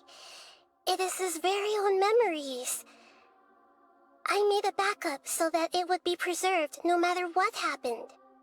To become a god, he was experimented on and modified countless times. It was brutal torture, and the only reason he was able to survive is that he was a puppet. This memory was extracted from him by the scholars. Presumably, they kept it to have something to defend themselves with. Creating a deity was just the first step. Some of them wanted to be able to control it. That's why they backed up his memory for later use. I buried it deep inside one of my own dreams, and then hid it inside an allegorical story so that it wouldn't be altered. It's hard to believe that this person really existed, let alone that he tried to get rid of us on more than one occasion. Paimon has no memory of him at all. He completely vanished like a puff of smoke. The Balladeer agreed to help me look for information about the Descenders, and although he was unsuccessful, he still helped you. Before he vanished, he confirmed an important detail. That Conria was where your twin first came into this world. We still don't know how the change to Irminsul will affect the senior ranks of the Fatui, but in all likelihood, they won't even remember their own Harbinger. It sounds like Paimon wouldn't like this guy a whole lot if he was still around. But still, Paimon doesn't like the way it all ended that much better. This is why wisdom alone cannot answer all our questions. We look, we see, and we comprehend, but the question still troubles us. So the answer is not everything. People yearn to find the truth and then conquer the troubles they face. When you give someone the truth, you give them a chance to choose their own destiny. To others looking on, this may seem like a pointless endeavor, but for him, the chance to act on his desire to disappear must have meant a lot. Never forget that even when we walk beneath dark clouds along a road filled with suffering, the light of wisdom is always there, guiding us toward a better destination. And that is what you have been doing all along. Yeah, Nahita's right. Cheer up! How about we go get something to eat? We can pick up this heavy conversation again later. Good idea. Paimon, why don't you take him out for a walk to clear his head? You got it! Come on, Traveler! You need to get out of your head for a while. You'll feel much better after taking a walk. Let's go get a snack from one of the stalls in the Grand Bazaar! That'll be sure to lift our spirits. It must be really tough being the only one who remembers all that. But Paimon's always here to help cheer you up.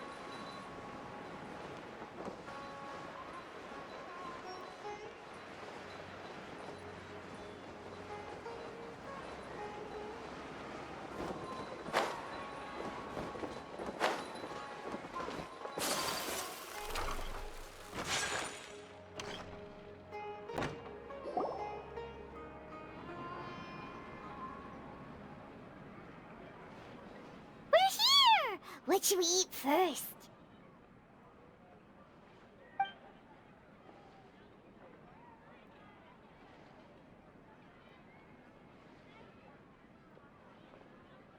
Hey, are you gonna answer or what?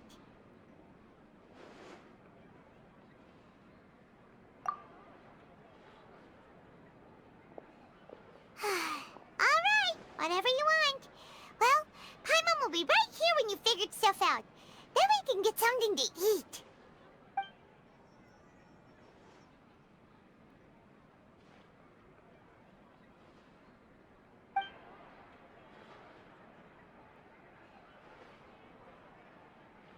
What is it? Have you figured it all out?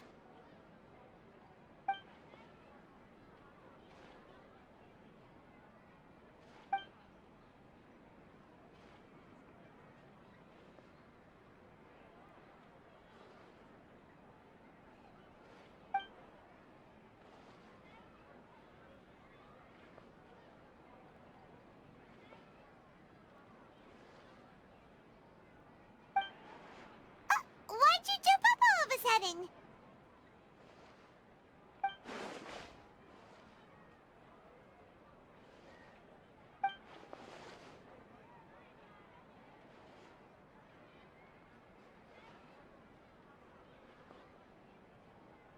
Excuse me, boss. There seems to be a small problem with the last bill. Look, here.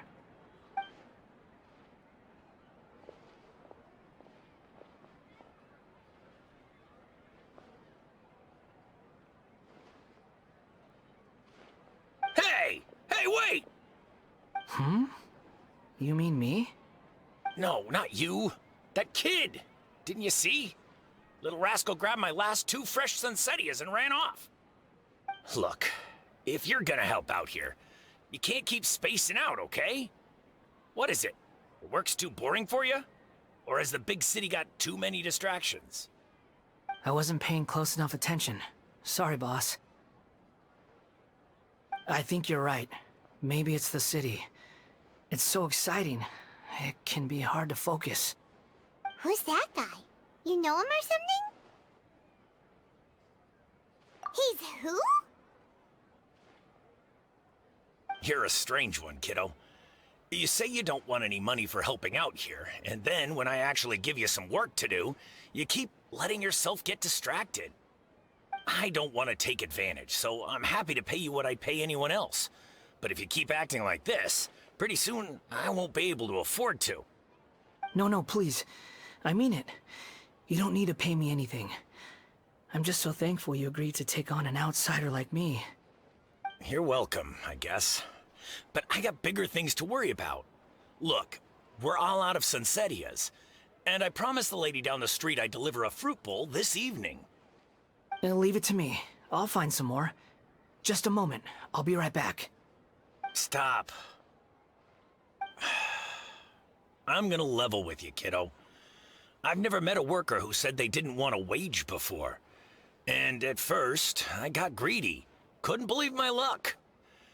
But I figured you'd start asking for something in return eventually. You don't want money. You don't take days off. And in your free time, all I see you do is wander around, taking in the sights. Are you a drifter or something? That's right, I am. We can talk more about that later. First, let me get those fruits you needed. Sunsettias, was it? I'll be right back. Hey, what do we do now? Okay, stay out of sight. Don't let him see you.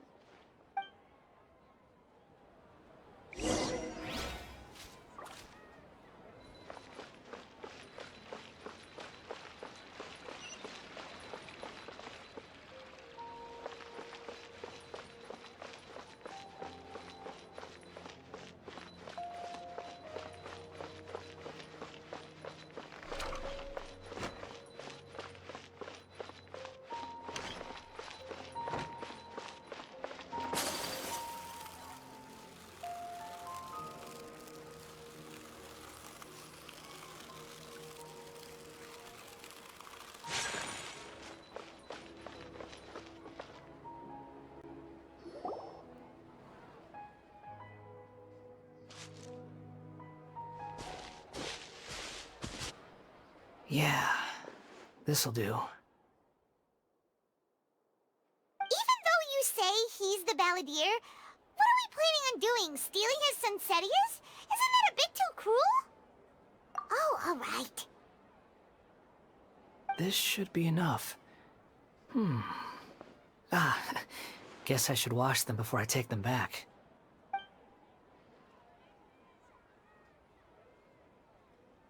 Huh? You two over there.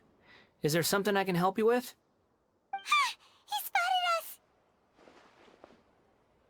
You've been following me all the way from the city. I'd have to be blind not to notice. Have we met before?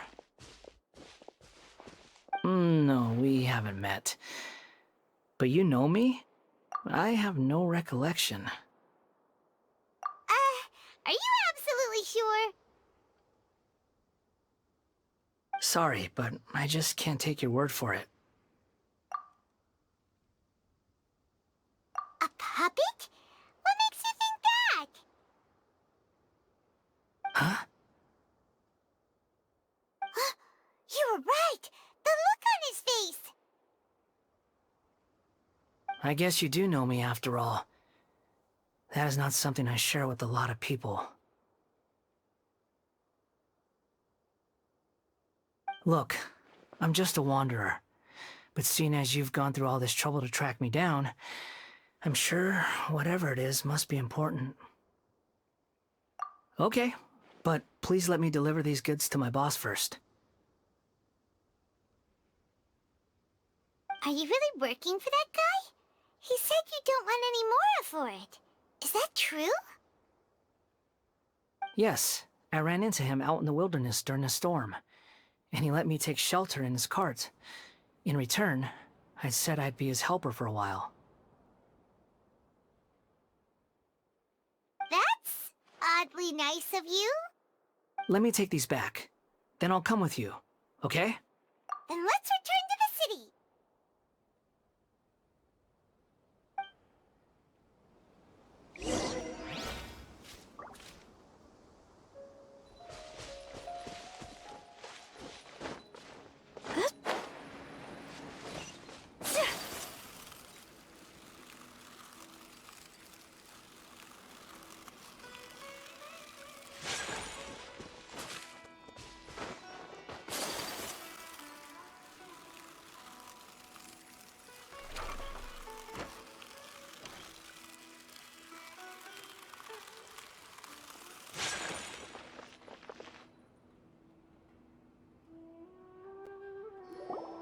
Here you go, boss.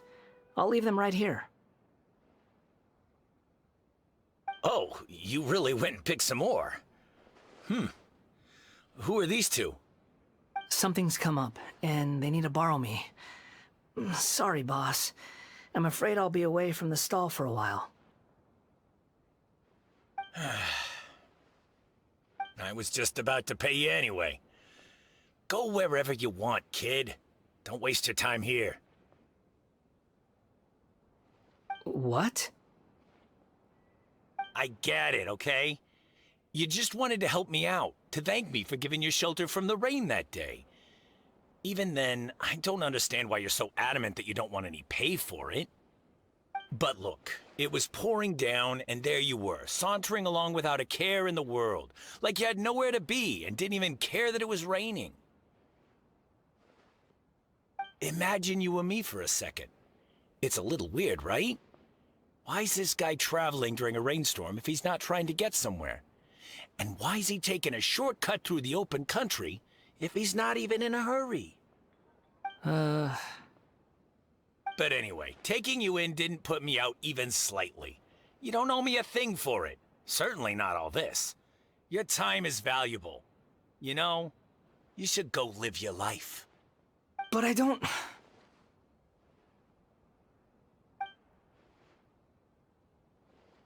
No, you're right.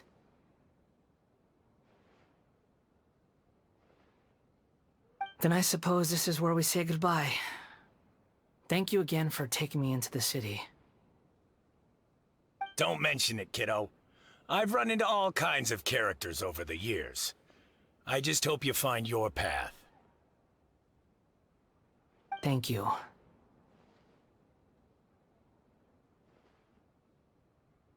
All right, done. Thanks for waiting for me. We can go now.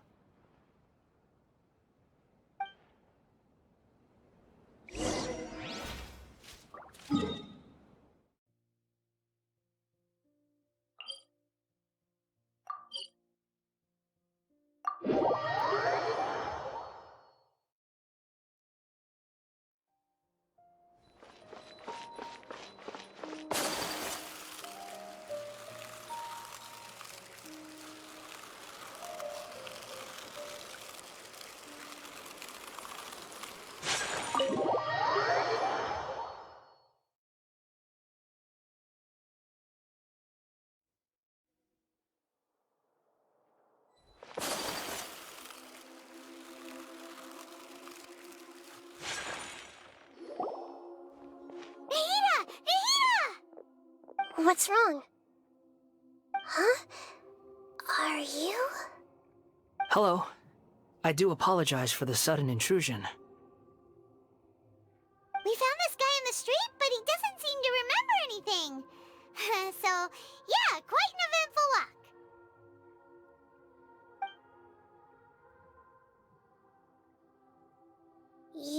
say that you are trekking across Tevat to train yourself.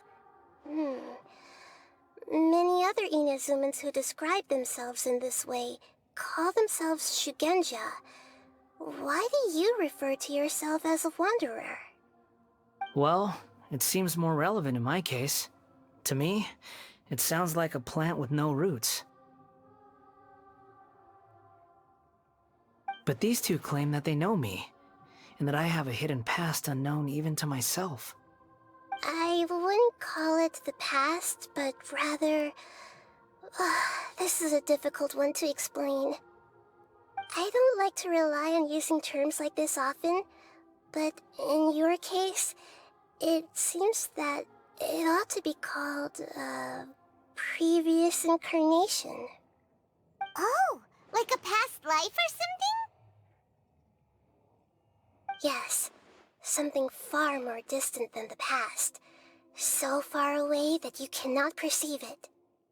Okay, I have to ask.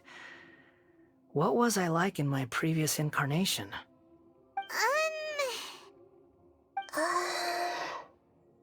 Oh, okay. I see. You want to tell me, but you can't bring yourselves to say it. Looks like I didn't have the most wonderful existence in my previous incarnation.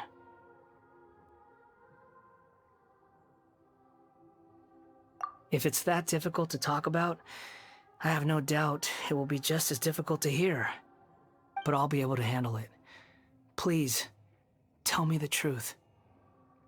Is truth something you care a lot about? Yes.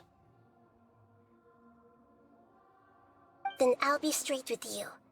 In your previous incarnation, you did many things that would be considered evil. You nearly died because of what other people did, and many died because of you. As a non-human being, you hated gods and humans alike. You drifted from place to place, never able to settle, even where you found status and identity. You adamantly believed that you were missing a heart. Actions rooted in persistence sometimes bear bitter fruit. Sometimes, you have to let parts of yourself go, or you'll never be happy.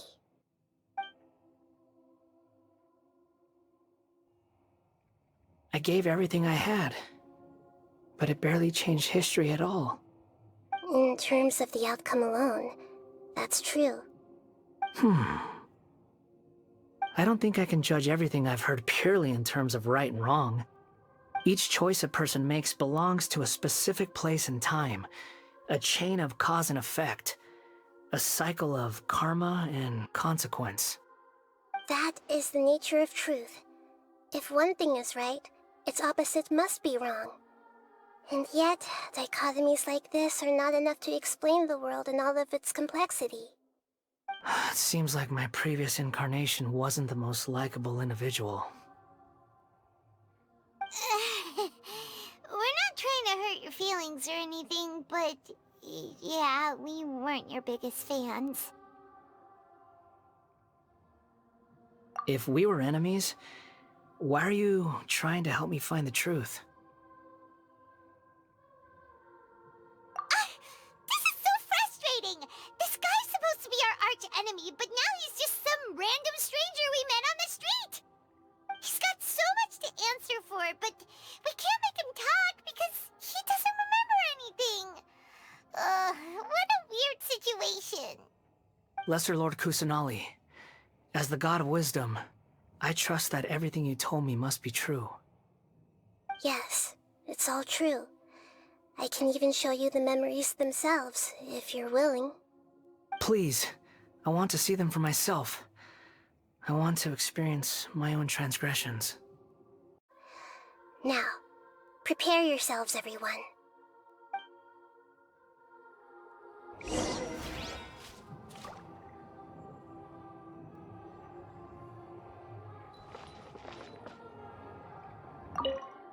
No matter what lies ahead, I'll face it. Whatever it takes. I'm just sorry that you have to join me for the whole thing.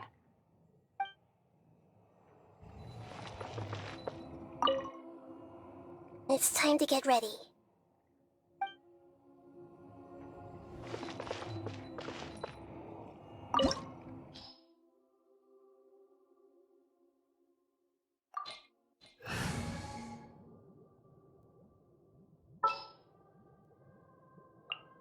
Ready for anything.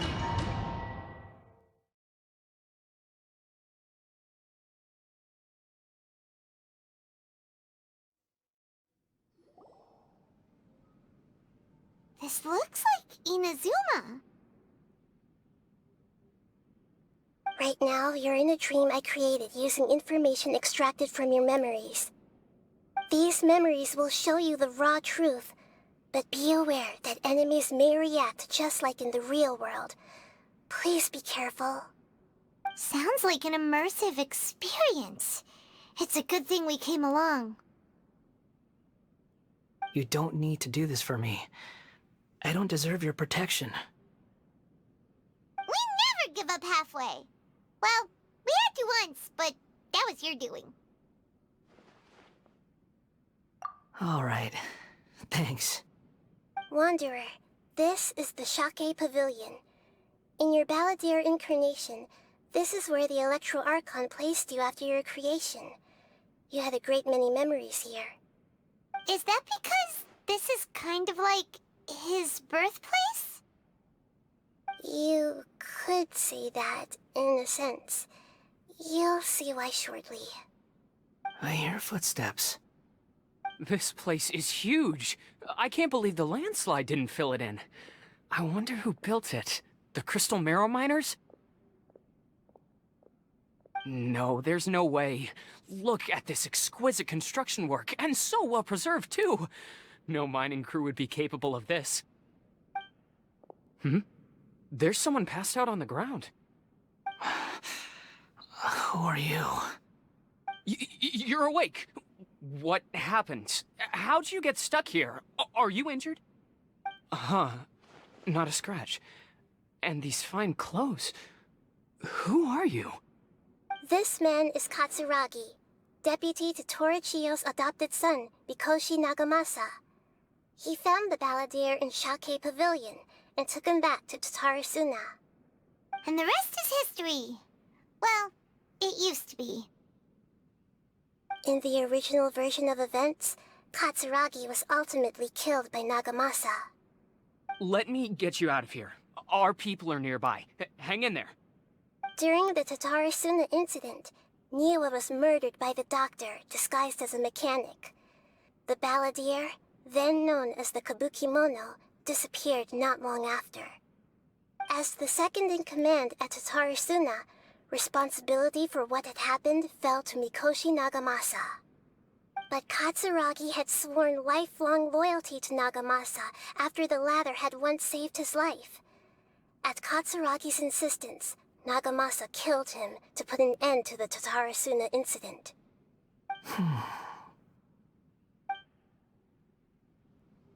Katsuragi seems like he was a good guy. He looks like a warrior, but he has a kind face. Why couldn't he live a long and happy life?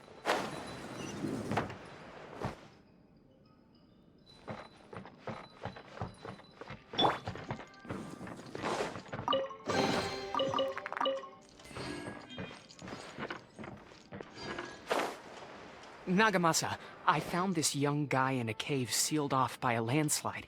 He doesn't remember his name. Well, we need to call you something. I hear the workers are calling you the Kabukimono. That's fine with me. Katsuragi, report to Niwa. Tell him we have someone new joining us.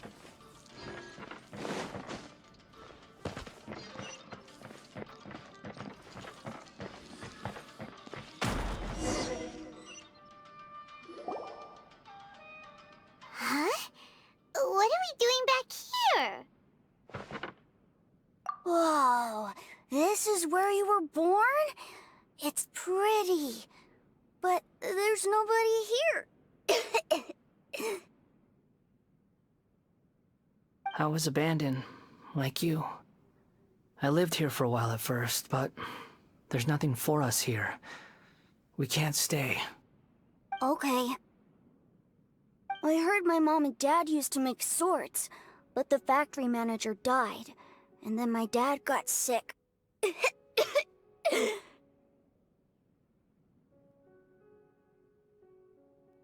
He kept coughing all the time, just like me. Then Mom started coughing too.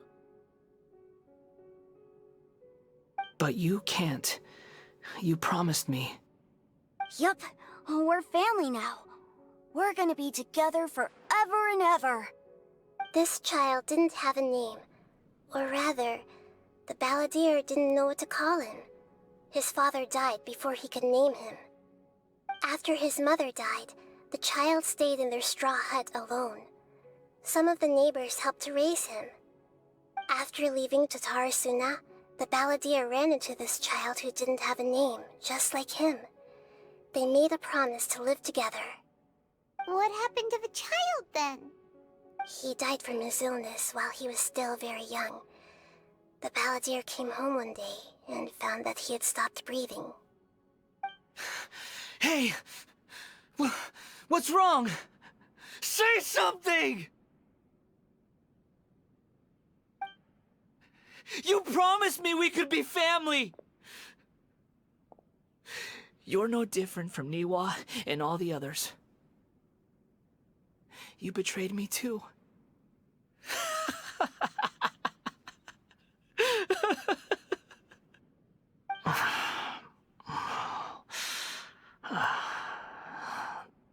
The voices have gone.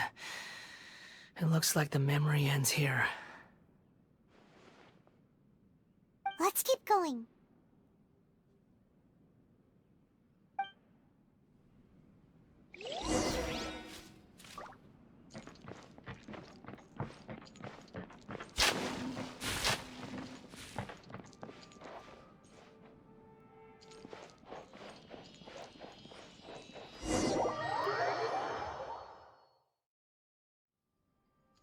You do realize you're blocking my path. I come not to obstruct you. I have been waiting. What you are truly is a weapon.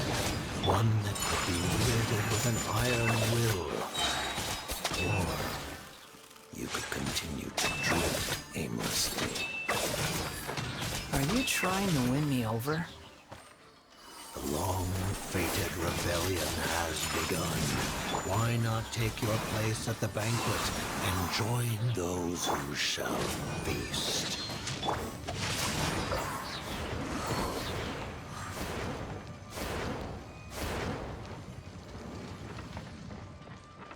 Time to act.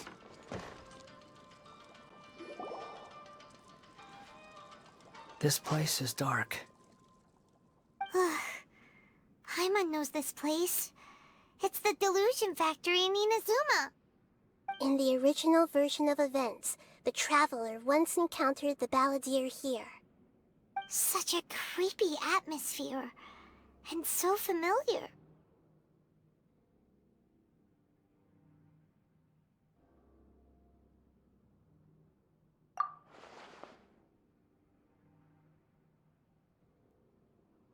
Hey! Look over there! Well, well, my fair lady. Is this rundown factory and these incompetent fools all for me? Wow. You shouldn't have. Huh. What do you have to gain from belittling your subordinates? You might not want to admit it, but you are a part of this plan. Perhaps you find fighting in the Abyss to be a more meaningful use of your time? Oh, but of course, even this pales in comparison to being experimented on by the Doctor. What a sharp tongue you have. Funny how negotiating never seems to be your strong suit. For the task ahead, I suggest you keep your true feelings to yourself. Save your breath. I know what I have to do. I'm sure you think so, but I still think you need to hear it. Don't start thinking you're invincible, and don't let your emotions get in the way. Surely you're not worried about me. I just can't have you getting in my way. You and Child never fail to find ways to complicate things. I'm merely lighting a little fire in this chaotic nation. But you, being tossed out like trash, must make you want to destroy it completely. Do you remember the last time you were here? That was a lot of swordsmiths you killed. I'm sure the descendants of the Raiden Gokaden are still suffering the consequences now. Look at you. Oh, don't get so sentimental. Now, give that poor little tongue of yours a rest and stop pretending like you're above everyone else. Bye then. See you at the victory feast. Poor little tongue? She's playing with fire talking to me like that. Who does she think she is? Forget it. Someone might find me here any minute now. I should prepare to give them a warm welcome.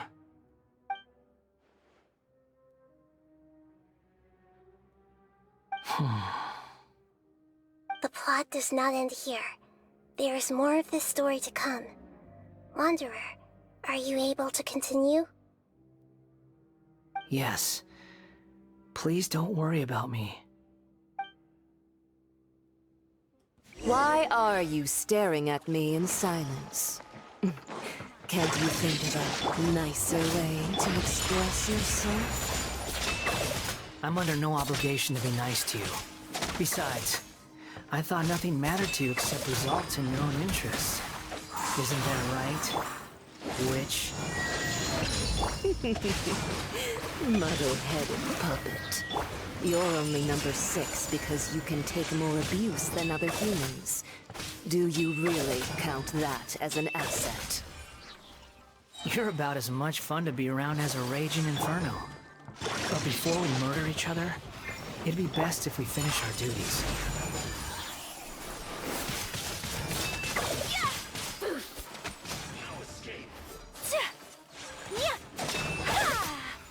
Whirling snow!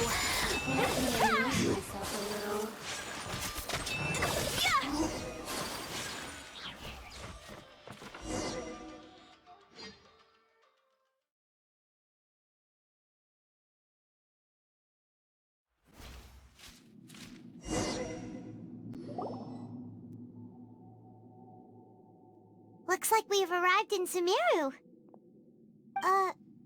Is that? Considering that Amorta's sage, Nafis, refused to join this project, I'll take part in the experiment in his place. Welcome. I look forward to a fruitful collaboration. When do we start? You seem impatient. You should know that becoming a god is far from a trivial affair. The biological transformation is a lengthy process. As such, I too would recommend that we commence as soon as possible. In the event that a successful connection is established, his body will become permanently bound to the machine, and he will be unable to move independently of it. Nothing worse than what I've been through before then, Doctor. You were the most resilient test subject I ever came across. Thanks to you, I was able to garner a great deal of information. Alas, after that, you were under orders to remain in the Abyss. We barely saw each other, and it became difficult to further refine the knowledge I had gained. That was gracefully worded. Ever wonder what they think if they knew that nothing matters to you, apart from your crazy experiments? I suggest you speak to me in a more respectful tone, Scaramouche. The mere fact of your utility does not make you indestructible. The doctor again? That was uncomfortable to watch. That person gives off a very sinister energy. It's normal for him to give you the creeps. He scares the bejeebers out of Paimon. Let's move on.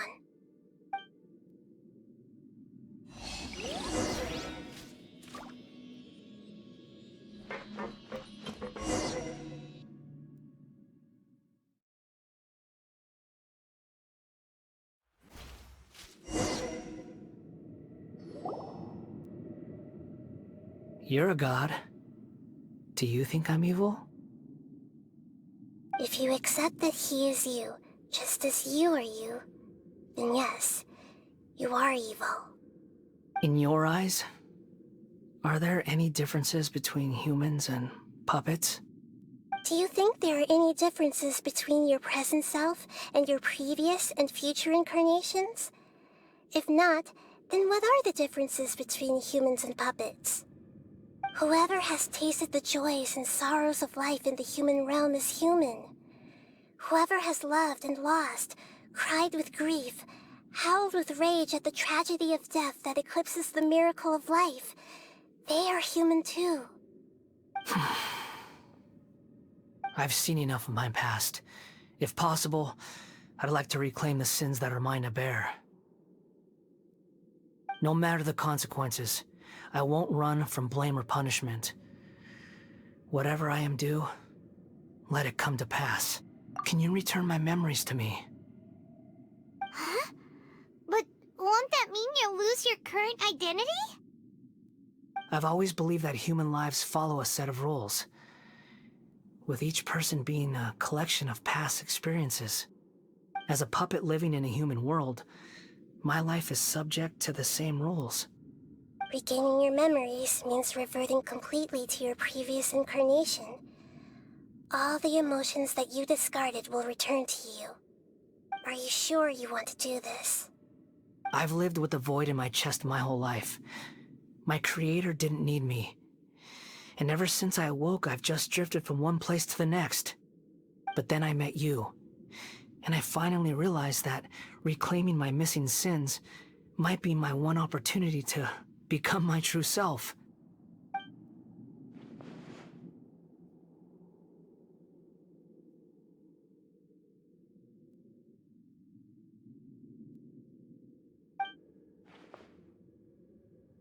I've always felt I have an innate tendency to yearn for something more, in a way that goes deeper than for most people. But for all my soul-searching as a Shugenja, I've never fully understood it.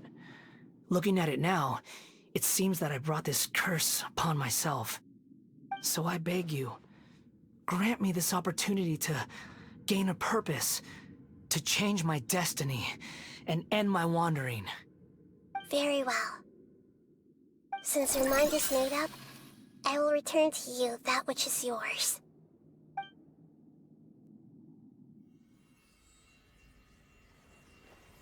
You have made your decision. Now, take this.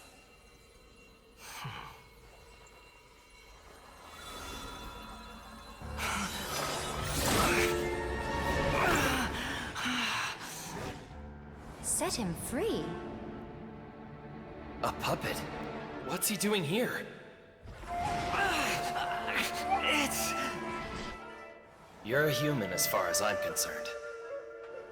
Everyone's here. Wonderful. What a fine blade. Nagamasa will be thrilled. This is my...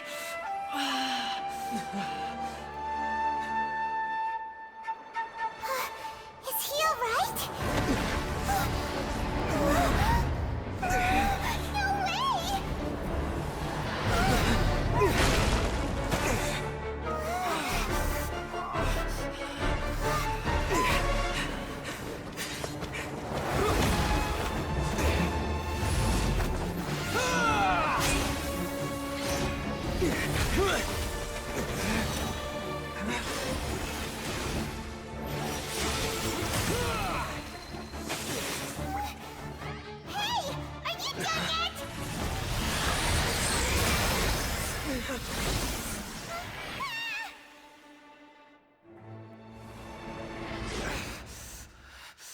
All worthless dross will be purged. That's why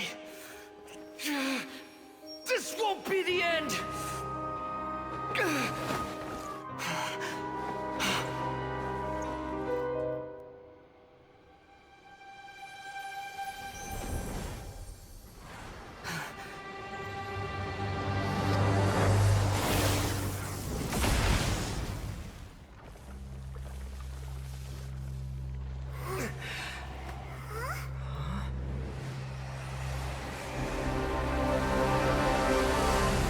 Balladeer?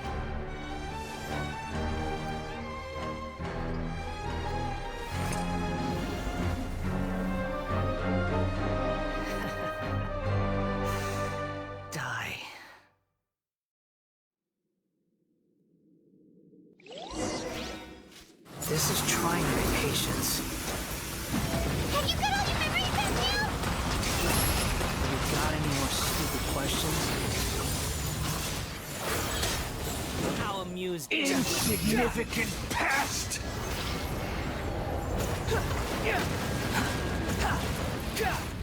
Squall and Fury.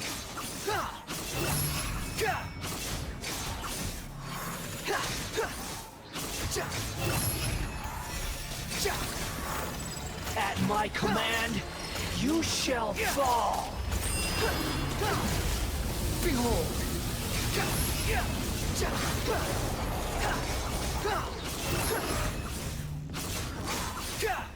Insignificant past!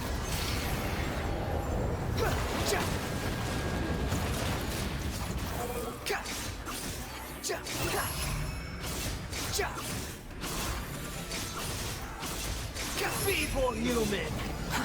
Too slow. Nothing worth mentioning. The wind rising.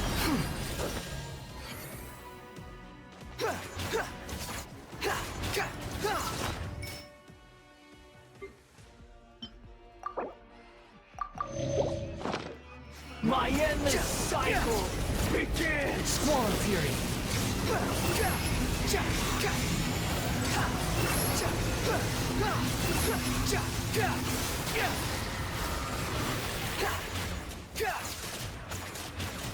Insignificant past! The wind rises.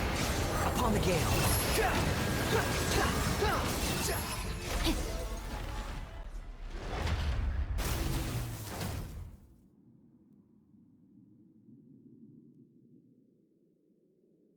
Imbecile!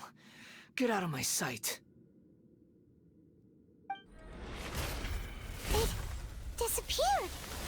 Did we win? What did you expect? I'd never lose to that.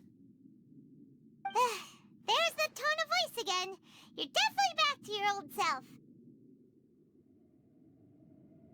Wait, but it was you inside that thing too! What have you got to be smug about? Sorry. I'm harsh on myself and everyone else. Just the way I am. You sound like you're concerned about me.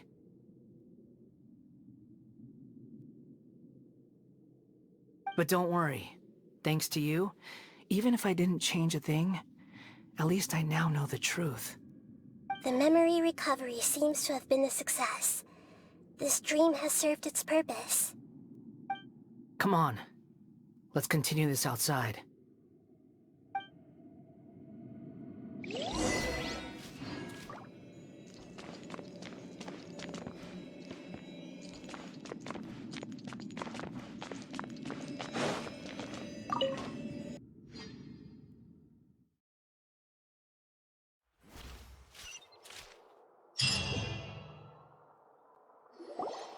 Welcome back, Traveler. Paimon, Balladeer.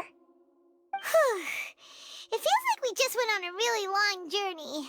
Paimon's exhausted. You don't like being addressed by that name? It's fine. But I was just thinking, I should probably change it. After learning about everything the doctor did, there's no way I can carry on using a name connected to him. I'm not planning on returning to the Fatui, and they wouldn't take me back anyway. Recent events will have affected a lot of people, and they might not even remember who the Sixth is. So, you're quitting the Fatui for good? It's like you said, Lesser Lord Kusanali. Everything may look futile, but it wasn't completely meaningless. At least I made a lot of people forget about me. But that doesn't mean your own past has disappeared. Of course. And your main goal, for which you gave up everything you had, you weren't able to achieve it. I hope you can see and understand that. Changing the world, changing the past, changing the fates of other people, these are not simple things to accomplish. What you are looking for is complete annihilation. But this is just a fantasy. Even if the Balladeer is removed from existence, the world will not heed your will. Indeed. How ridiculous. Do you regret doing all that when you've gotten so little in return? Even if I'm completely worthless, there's nothing in the world worth regretting. Lesser Lord Kusanali, you purposely left that information in Irminsul, didn't you? Yes, and I took pains to make sure that you'd acquire that information naturally. Why would you go to such lengths? You trying to win me over too? In all honesty, your past experiences have made you a useful asset to Sumeru and to me. Winning you over was indeed a part of my plan. But before that, I wanted to tell you the truth about your past. If all I wanted to do was use you, then I'd be no different from the Doctor. Very clever. I guess you could say that's one of my virtues. Utility to others is what gives me worth. So if embracing my sins is what it takes to make me useful again, so be it. Oh right, I almost forgot. You're the good guys. You're into justice and all that. Sorry if I have a slightly different perspective on things, but I don't feel like I've been duped. The wisest leaders are fated to end up with the best helpers. I can live with that. I'm glad you're able to think of it in that way. Traveler, in the future, I'll continue to search Irminsul more deeply and see what secrets can be uncovered. Including the beginning of your twins' journey recorded in Irminsul. What exactly happened before and after that point? I want to know as well. I will try. Traveler. After I dove into the information torrents in Irminsul, why did you go to Inazuma? So that's how you found out whose fate had changed. And how? Well, whatever your reasons, you did me a favor. And I'll do everything I can to pay it back. Borrowing and returning are the only real relationships between individuals. I'll balance the books one day. Don't you worry. That's not true. A relationship between two people is not simply a ledger that can be reset to zero. I think deep down you realize this. People who show up in your life don't just evaporate like water drops and leave nothing behind. There is no such thing as balancing the books. Some things in this world can never be brought back, and they can never be changed, which is why there is emotion in the human world. Everything that you feel is real and lasting, and whatever is missing in you will not be made whole. To be human is to live with imperfections. You can choose whether or not you want to be human. But humans can't live without a heart, can they? Anyway, I gave up trying to become a human a long time ago. You understand what pain is perfectly well, even without a heart. You're just bearing your feelings. The past is set in stone, but you can keep moving on. And the longer your future lasts, the shorter your past will become, until one day, it is but a tiny fraction of your life. Sounds like you've got a future planned out for me. Everything's ended up being pretty darn complicated. Paimon doesn't even know where to start, but the most important thing now is that you need to follow Nahida. Otherwise, all our efforts will have been for nothing.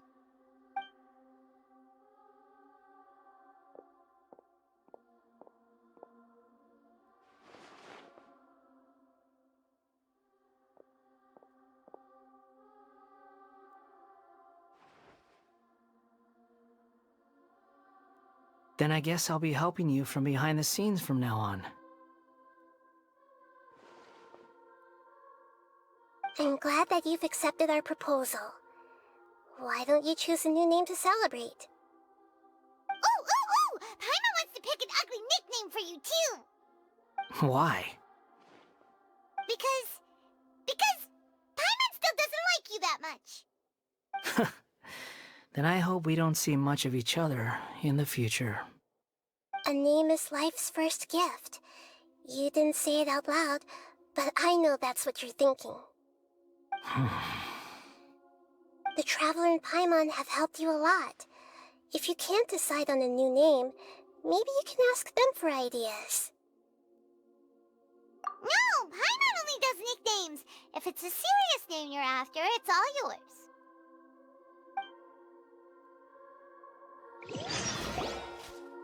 Have you got anything?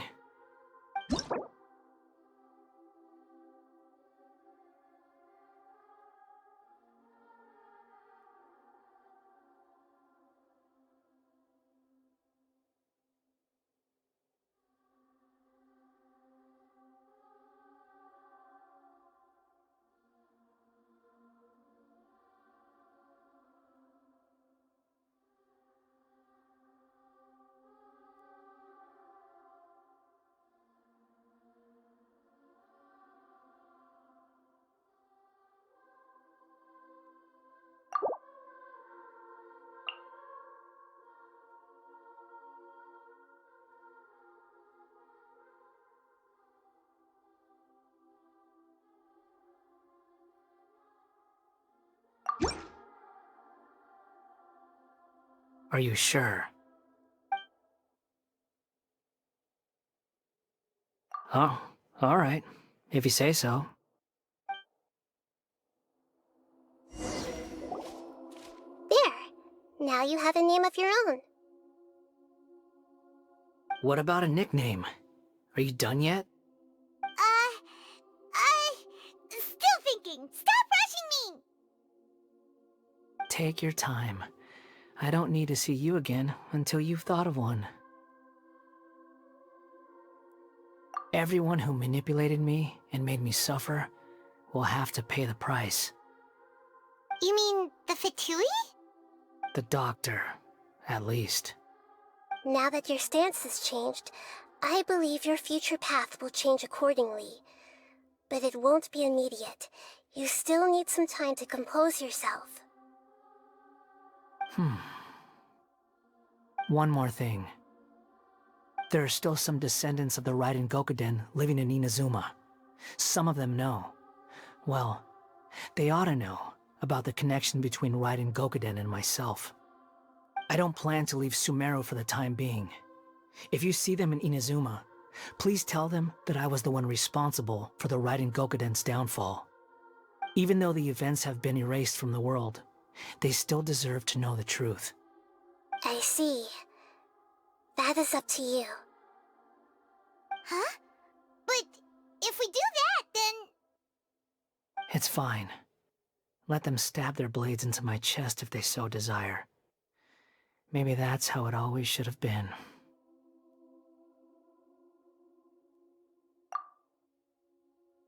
What's that look for? Don't make that face. I know what I'm doing. That day will come. Alright. We're done here. Goodbye, wise deity. And you too. He's gone. What he went through today would have been like living an entire lifetime in an instant. He'll need some time to calm down. Yeah, true. But even so, after everything that's happened, he doesn't seem quite as fierce anymore. So we can finally go eat? Paimon is starving. Thank you both. I hope you will find somewhere nice to go and relax for a while.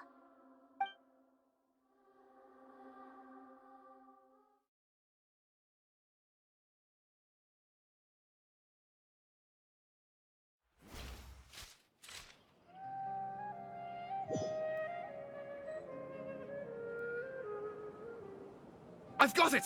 I can end my novel with some words from Mikoshi Nagamasa. You mean because everyone else in the story is dead?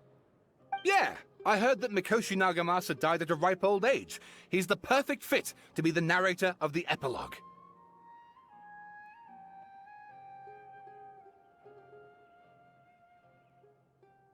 The dark clouds had dissipated, but they continued to cast their shadow in Mikoshi Nagamasa's mind for decades to come.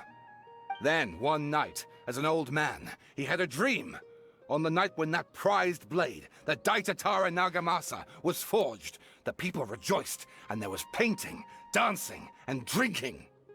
All these expressions of joy melted down in the furnace fire and turned into red clouds that rallied around the final sunrise that Mikoshi Nagamasa saw in his lifetime.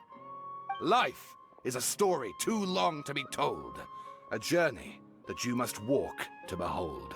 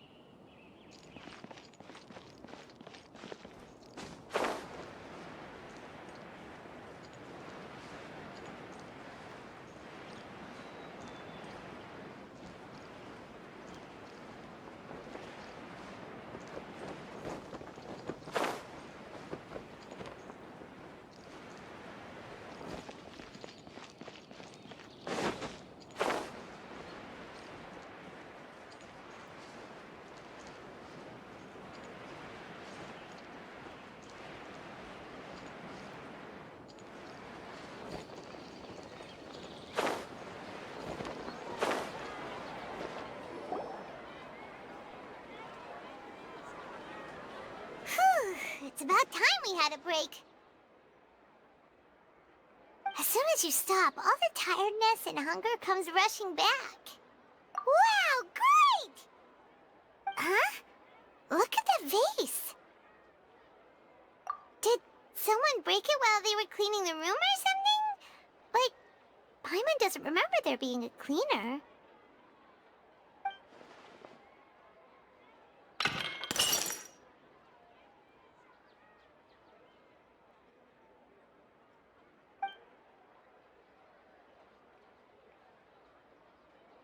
You sound lost and confused. I know why you are troubled. Any who knew of this would find their mind overwhelmed. Huh? Is there someone here talking to us? Unfortunately, the fate of Tevat cannot easily be changed. Perhaps a god may have a slim chance. But for anyone else, who can say? When a small animal runs into a tree trunk, though the tree may sway, it is not displaced. The same is true of fate. Like a vase that falls to the ground. Whether it is broken by a cat or by a bird, the result is still a broken vase, is it not? Who are you? How do you know about all this? History does not change easily, but human hearts can. Believe your own eyes. Only that which you see is true. What is unseen is but an illusion.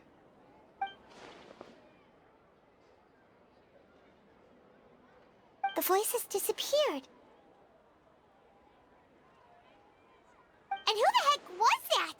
And what were they doing coming out of nowhere and saying all that scary stuff?